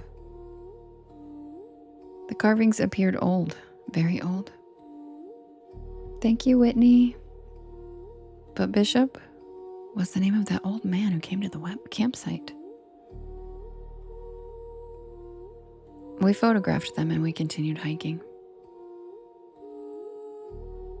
As evening approached, we returned to camp. Thank you, Whitney. The atmosphere felt wrong immediately. I could feel it in the air. And then we realized our tents had been opened. Nothing valuable was stolen. Instead, our belongings had been rearranged. Sleeping bags moved, clothes stacked in piles, backpacks emptied. Personal items placed neatly around the fire. People had been inside our camp again. People who wanted us to know that they could come and go as they pleased. That night was when the fear truly began. Shortly after dark, figures appeared beyond the firelight. Not shadows, not glimpses, these were actual people. At least 8 of them, men, women, children, standing among the trees, watching us.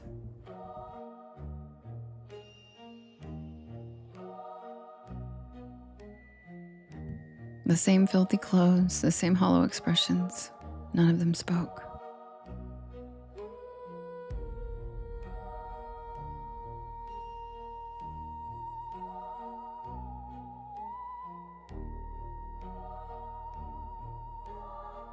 They all just simply stared.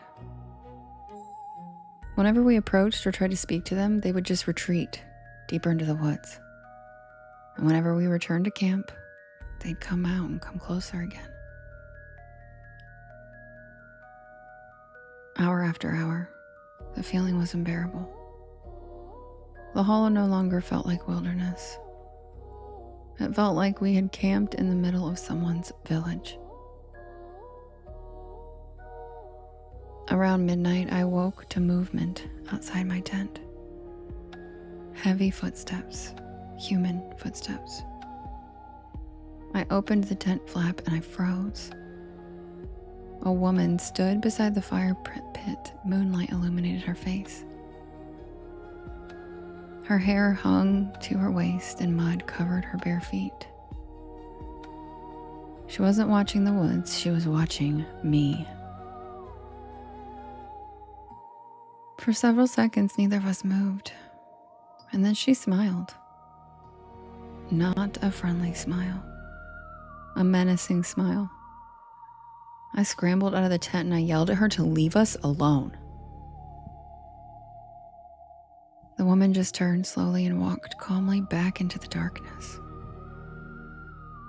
Okay, weirdo.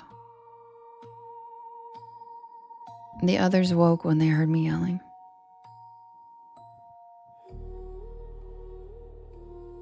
We shined our inadequate flashlights into the woods and saw nothing. By dawn, none of us wanted to stay another night, but we were stubborn. We had paid for permits, and we had every right to be there. These weirdos were not going to scare us off.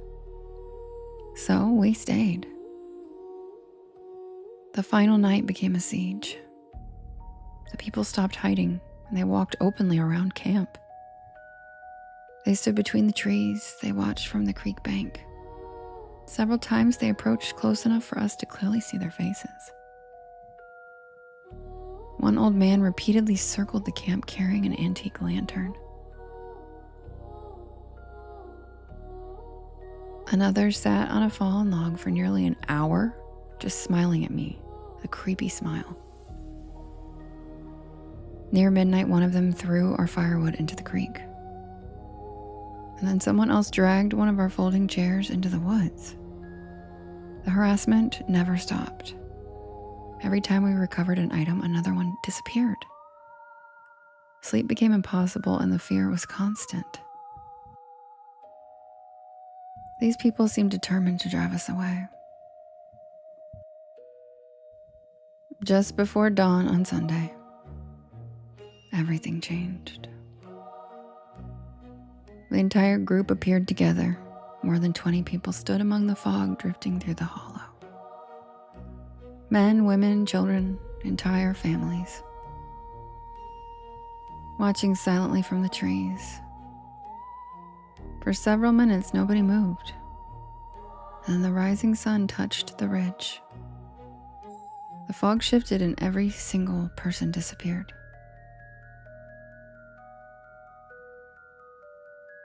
Yes, I know, Boone. This is based off of a real place. It's not made up. I told you my stories are based off of real folklore, y'all. This is a real place. One moment, they were there, and the next, the forest stood empty. We packed immediately. We were done. As we hiked out, we took a different trail that followed an old wagon road through the woods. About an hour later, we discovered a cemetery. The graveyard sat atop a small hill overlooking the hollow. Wait, Boone, did you have a carnival there? That would be so cool.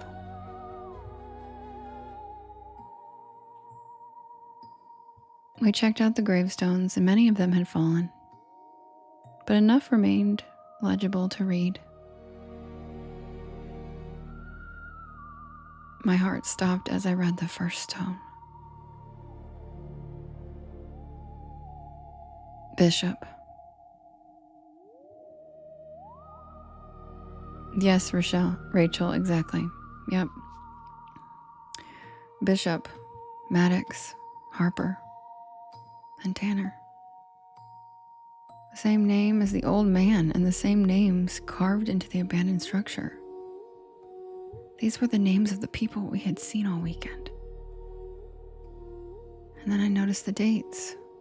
Every grave belonged to someone who died between the 1800s and the early 1900s.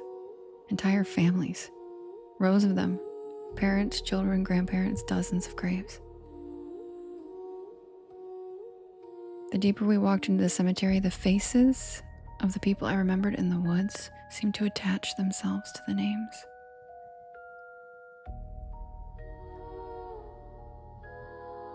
Yeah, that would have been cool, Boone. The old lantern man, the woman beside the tent, name after name, all buried there. We left without speaking. I still don't know what happened to us in Booger Hole. Maybe we spent an entire weekend being terrorized by an isolated group of feral mountain people protecting their territory. Maybe the stories about the Hollow are true. Maybe the original families never really left. All I know is this. The man who first warned us away told us that the families didn't want us there. And at the time, I thought he meant living families. But now, I'm not so sure.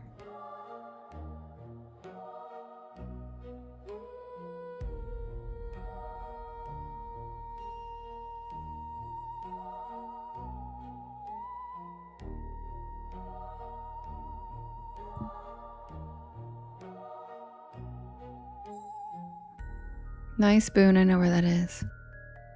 The Viral Lounge, thank you for the follow. Welcome to the porch. I've pretty much driven around all of West Virginia. I love West Virginia.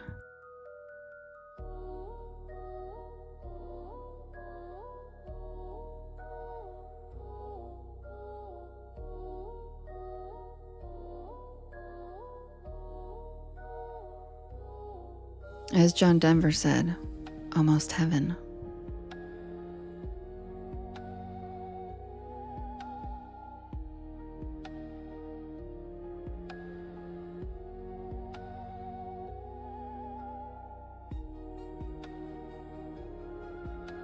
Exactly, Rachel. That's right.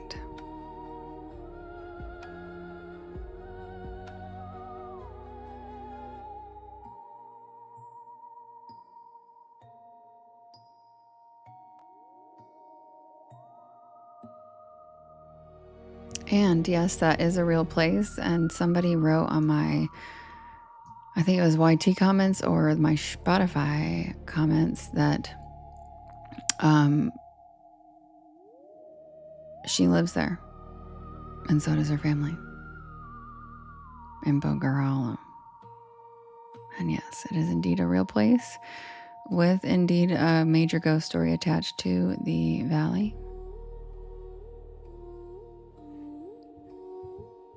You know what, Wonky Titters?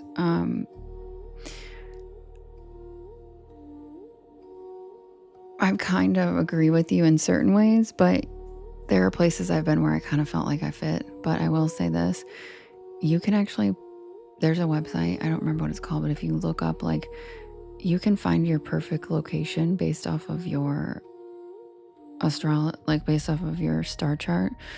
It'll show you where the ley lines and stuff are in the whole world, and it tells you like where good zones are and bad zones are. And I've actually never looked it up because I have been living here for a while and I don't want to be here forever. So like I don't really want it to be like, nope, you're in a place you should not be, and then feel like, do you know what I mean? I didn't want that to have a bearing on how well I do here or something, because I already kind of know that I'm not where I need to be. Do you know what I'm saying? So I never wanted to look it up, but was it Skrilla? I'm sure it was. Okay, Jade, love you. Thank you, Swifty. Thank you, Jade. All right, guys, it's grilled cheese time. Get ready for the diner.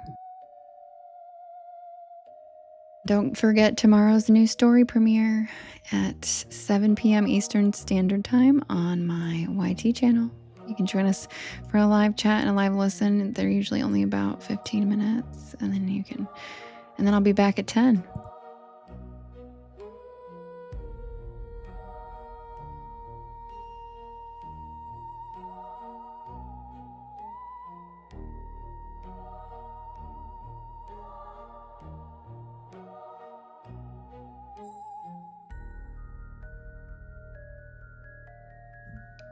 Scarlet, who doesn't, I think.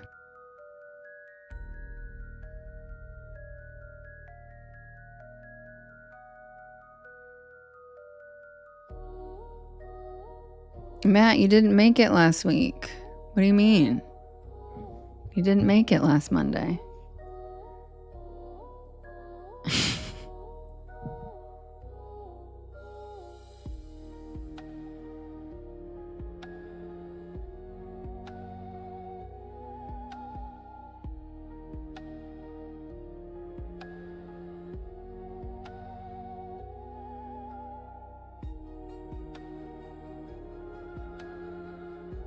Hi, Vicky.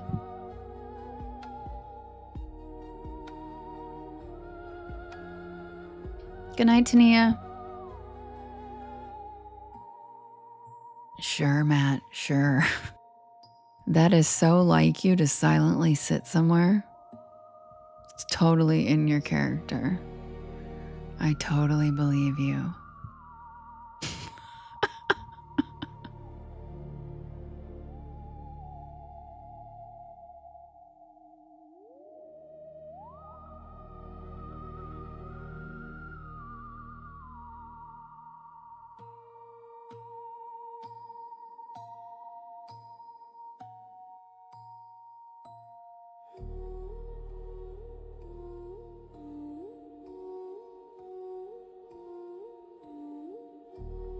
That's right, Justin. Silent observer Matt. He's totally known for that, right? You know? Totally.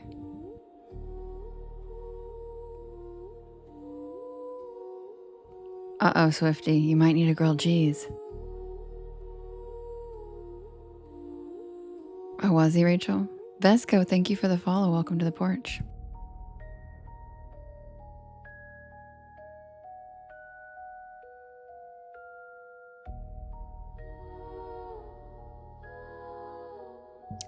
Simba. I love how this is my favorite thing about cats is when they pick you, even if you're not a cat person, I've hardly ever heard of somebody that didn't take it in. Even people are like, I think I'm allergic, but like now that there's this kitten in my house. And every single time that happens, the next thing I know, those people are literally the biggest cat spoiler. My friend Jamie hated cats, she swore. The Jamie that comes in here. And then during the lockdown, she found a kitten in an alley crying when she was walking to her car. Yep. And she was like, it was raining or something, like there was a big storm. It was during lockdown and there were no people around. And I was like, I really just need, so she's like, I'm gonna take it home and find a shelter to take it. And then she was like, none of the shelters will take it. And then next thing I know, this cat has cat houses that she buys, it has those little funny cat houses. It has a cat taco truck. It has a cat paw reading little house, like a little office, like a little mystical kitty paw readings.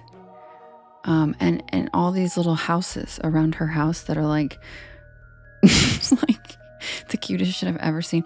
And she named it Jupiter and she calls it Juju. Juju, my baby, come here, Juju. And she's literally obsessed. And I'm like, this woman literally used to be like, ew, I hate cats when I would talk about my cat. So when a cat picks you, dude, you have no choice. And look at Matt. It's literally almost 1 o'clock in the morning where Matt lives, and he's driving right now to go get more kitty toys for Simba. love it. I love it. Yes, the kitty kissing booth. Yep, she has all of the, like I'm telling you, she has like 10 of those. She switches them out. And the taco truck one I really like. Because when the cat stands in it, it really looks like the cat's making tacos. So, but I don't have that kind of expendable money. She's loaded. She's loaded. So she just buys the hell out, whatever the hell she wants. But they're very cute. You should look them up.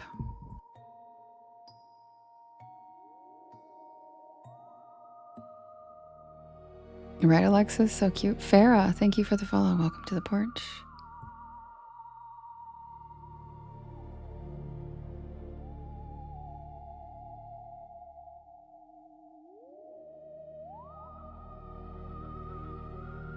Scarlett, dude, give me a break. I don't like cats, but mine's alright, I guess. Oh, you mean the one that you talk about every single time you're here and how much you're obsessed with it? And I named it Haint. And you're like, it's so cute. After you were a beast and rescued it from a rat trap? Yeah, I bet you don't like cats. You only stole someone's property, literally in the middle of the night, to stole someone's property to rescue the cat out of there, and then named it Haint, and then kept it. But I'm sure you don't like cats at all, and your cat's just okay. No, and I'm not kidding, y'all. This just happened. How many weeks have you had? Like, this happened on the live. She was like, "You guys, I just stole the rat trap. I grabbed it and I just ran. And there's a kitten in there." Like, she was play-by-playing 3 weeks ago. Thank you, Rochelle. Yep, this just happened. And she's saying, I don't like cats. Mine's all right. This literally happened a month ago. And she's a badass for it. I was like, I couldn't have loved you more. You literally, she grabbed it and ran. She heard it meowing in there and she was just like, instinct was to grab it and run.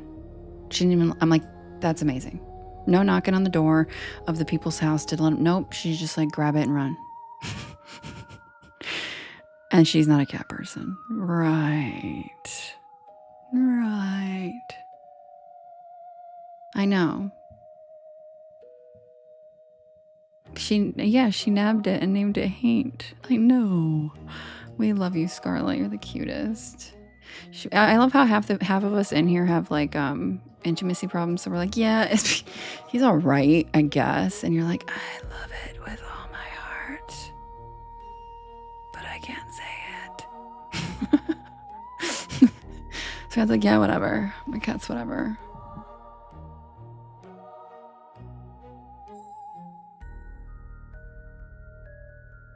She really did, Justin. She said that she bolted. And didn't you like put a hoodie on and stuff? I think she did it like it was like a like whole thing. Like it was like she was like Ocean's 11. She was like, all right. She dropped down from like a bungee, grabbed it. I know. And that's what I was going to say, Scarlett. I don't know what you're trying to play. She said the cat was better than me now. I know. And she's like, my cat's all right. All right. I'm like, girl, please. You are in love with that cat. Liz, thank you for the follow. Welcome to the porch. Yeah, Whitney. She's like, whatever. Yeah. You just watched Ocean 8. Well, and Scarlett, weren't you like, didn't you come in like one night and you were like, you guys, Haint's doing the funniest thing. And then 10 minutes later, like, you guys, Haint's doing the cutest thing. So we don't believe you. Oh my God, Rochelle. Okay, I will.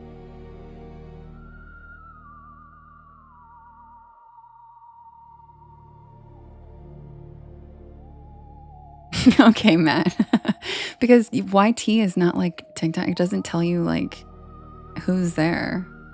So I don't think. Maybe I'm missing it. Scarlett says, yep, she's all right.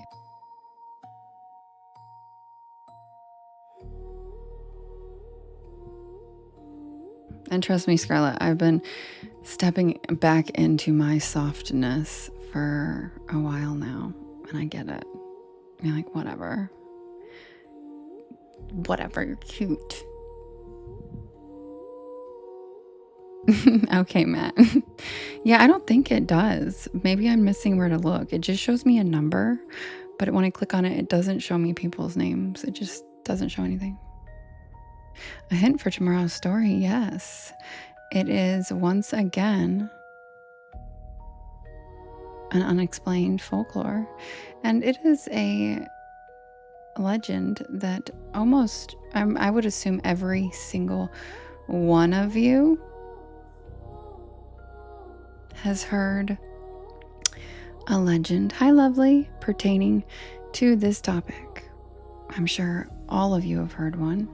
I'm sure I actually would venture even to say that a large portion of you possibly believe. Even the skeptics, I would say this is one of the most believed folklore and legends that exist, I would say. Hi Slappy, how you doing? Happy Sunday. Guys, it's Slappy from Goosebumps. Welcome in, Slappy. So that's my hint, is I would venture to say that even the people who haven't heard a lot of folklore, this is one you've heard. In some form or fashion, this topic you've heard a legend about. And I would venture even to say that a lot of you guys either A, believe it, or practice it because it's not worth testing it out. And that's all I'm going to say. But it's a good.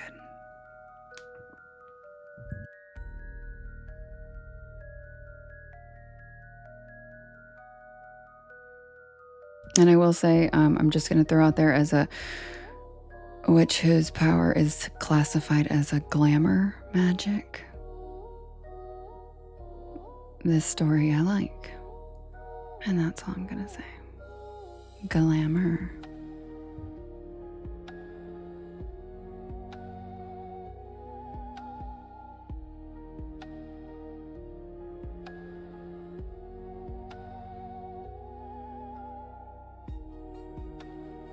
Thanks, Matt.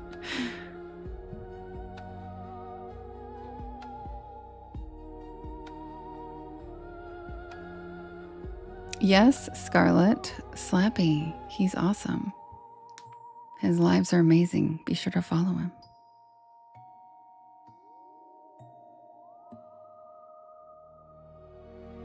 And if you're not familiar with glamour magic, give it a quick Goog. What is glamour magic? And you'll see.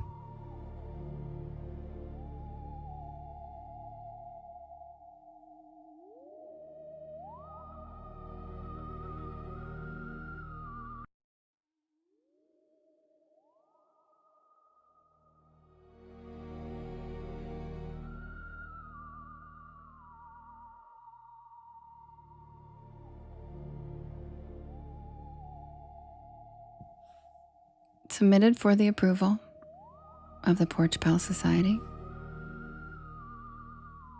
This is the tale of the night shift at Sycamore Diner.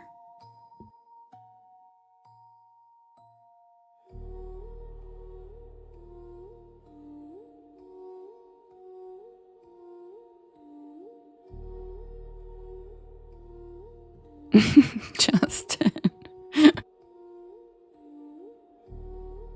I'm not usually the kind of person who pulls over on back roads at night. Not unless I absolutely have to.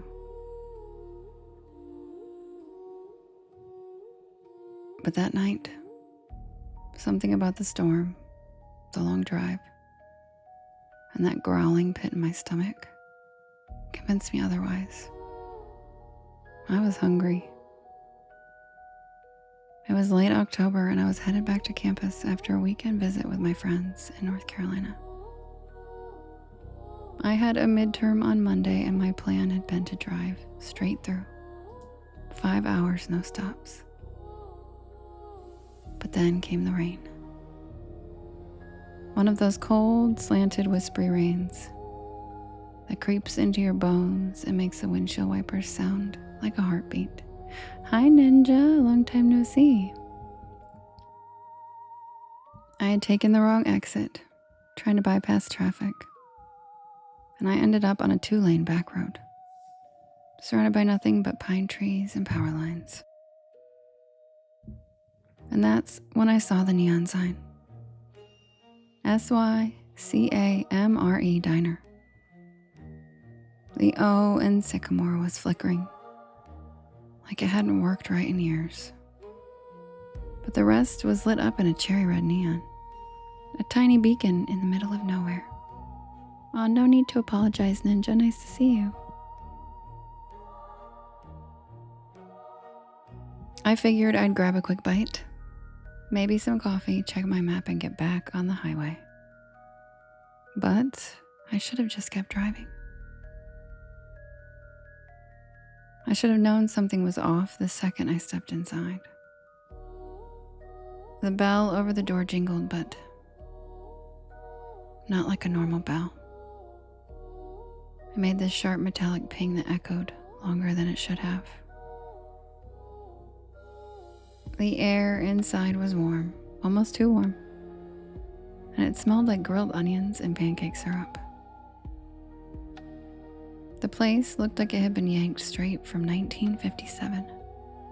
Checkerboard floor, red vinyl booths, a long counter with spinning stools, even a jukebox in the corner that looked like it hadn't worked in decades. And the people? They all stopped and looked at me the second I walked in. Not in a rude way, just quiet.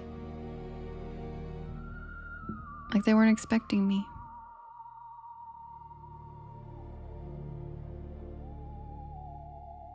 Like I had walked into the middle of a sentence that nobody wanted to finish.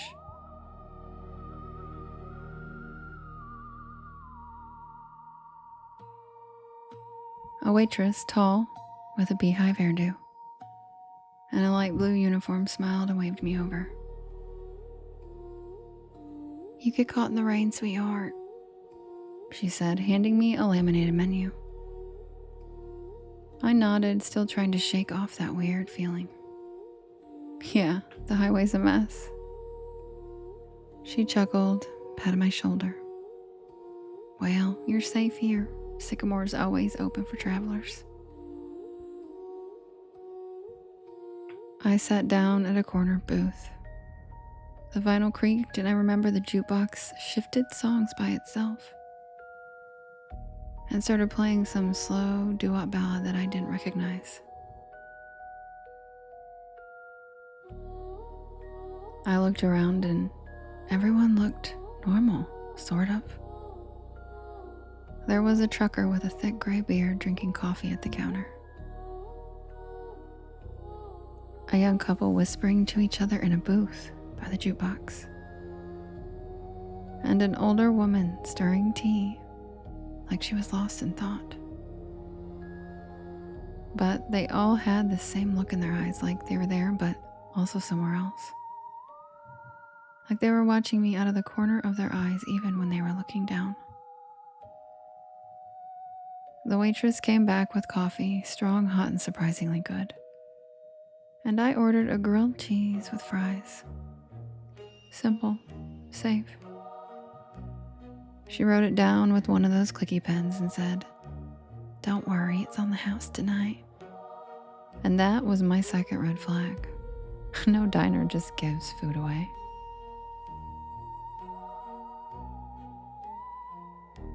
While I waited, I took out my phone to check the map. No signal, and I mean nothing. No bars, no Wi-Fi, not even GPS. Just a blank screen with a spinning wheel. I glanced out the foggy window, and the storm was still going. But now the wind had picked up and I could see the power lines swaying like jump ropes in the dark. But the diner stayed perfectly lit. Not even a flicker. The food came fast, too fast, like under 5 minutes, but it looked amazing. Golden bread, gooey cheese, crispy fries with a little metal cup of ketchup on the side. I took a bite, delicious. I mean, I've eaten at a lot of diners, greasy spoons, college joints, and roadside shacks, but this was hands down the best grilled cheese I've ever had. The fries were perfect, and the coffee never ran out. Every time I took a sip, it was somehow full again. I was halfway through the sandwich when the trucker got up to leave. He walked right past my table, nodded once and whispered, "Don't stay past midnight." That's all he said. What? But he was already out the door. The waitress gave me a tight smile and walked over, collecting his empty mug. Old Earl, he's always saying weird stuff. Just ignore him. But I couldn't. Something about his voice stuck with me. Something about the way he looked at me. Not like I was a customer, but like I was in danger. I checked the clock over the register. 11:42. I figured I had just enough time to finish my fries, grab the check, and head out. I still had at least 3 hours left on the road.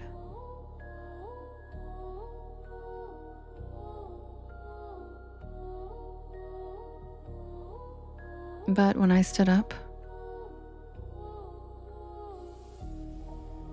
the lights flickered.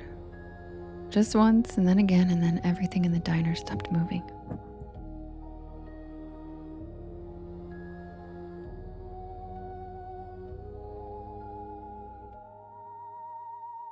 The couple by the jukebox froze mid-sentence. The woman with the tea stopped stirring, her spoon hanging in midair. The waitress, her hand reached out for a mug, just stopped, like someone hit pause on the entire scene.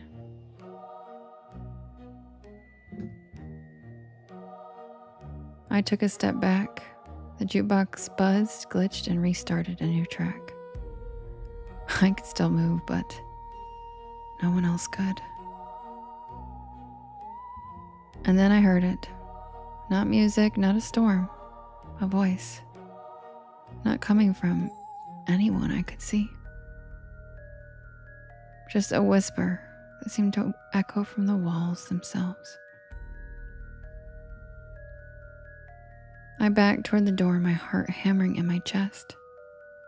I turned the knob. Locked. Of course it was locked. I tried the window, but it was sealed shut. I started banging on the glass and shouting, but no one was outside. Just the wind and the rain, and that flickering red sign.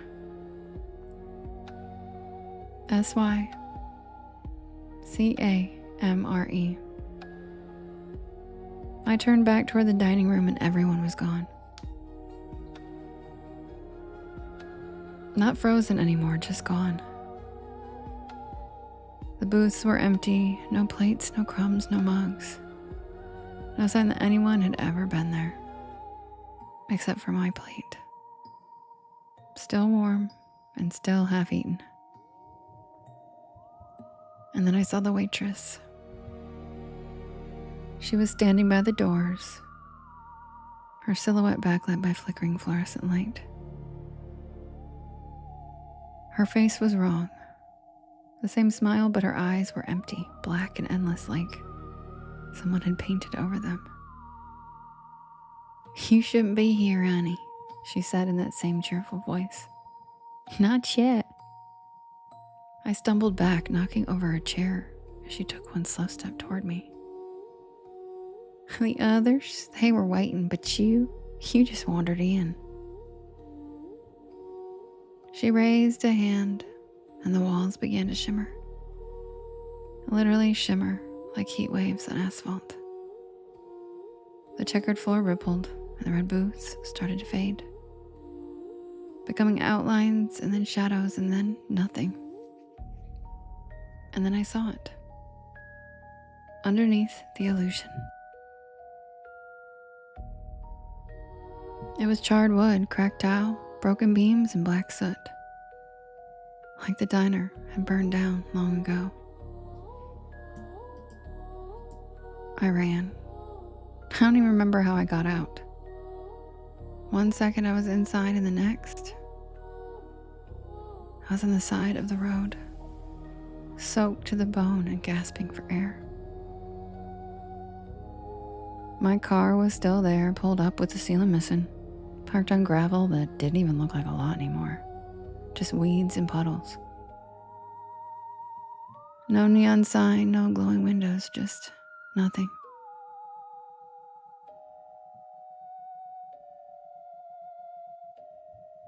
I drove back to campus that night in silence. No 2 Chains. No Porch Lore podcast. I kept glancing in the rear view mirror, half expecting to see that red neon flicker back to life. I didn't tell anyone. Not for weeks. Not until I finally looked up Sycamore Diner on a local history site. And I found it. It burned to the ground in 1972. A gas leak. The whole place went up at midnight, and everyone inside was killed. 5 patrons, a waitress, and a cook. The photo in the article. Same checkerboard floor, same red booths, same neon sign. SYCAMORE. And in the corner of the photo, that same waitress, smiling. I never took that back road again. I don't even drive at night anymore if I can help it. And every time I see a neon diner sign, something in me flinches just a little, because I know I was there. And I know I wasn't supposed to be. Thank you, Warrior. Thank you, Vicky. But the part that keeps me up sometimes, the part that really makes my stomach turn, that was the best damn grilled cheese I've ever had. And I didn't even pay for it. And that's the tale of the night shift at Sycamore Diner.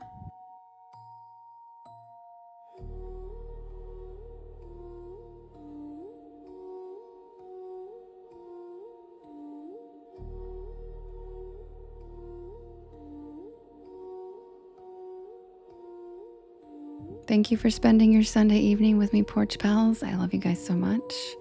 I will see you guys tomorrow at the 7 p.m. Eastern Standard Time premiere on my YT channel. And if you can't make it, I'll see you guys again tomorrow at 10 p.m. Thank you, Virgo, at 10 p.m. Eastern Standard Time. And if you can't fall asleep, head on over to my YT channel. There is a playlist called Bedtime Stories, and you will be out by like the second one. So, sweet dreams, Porch Pals. Love you guys. And don't forget, stay spooky.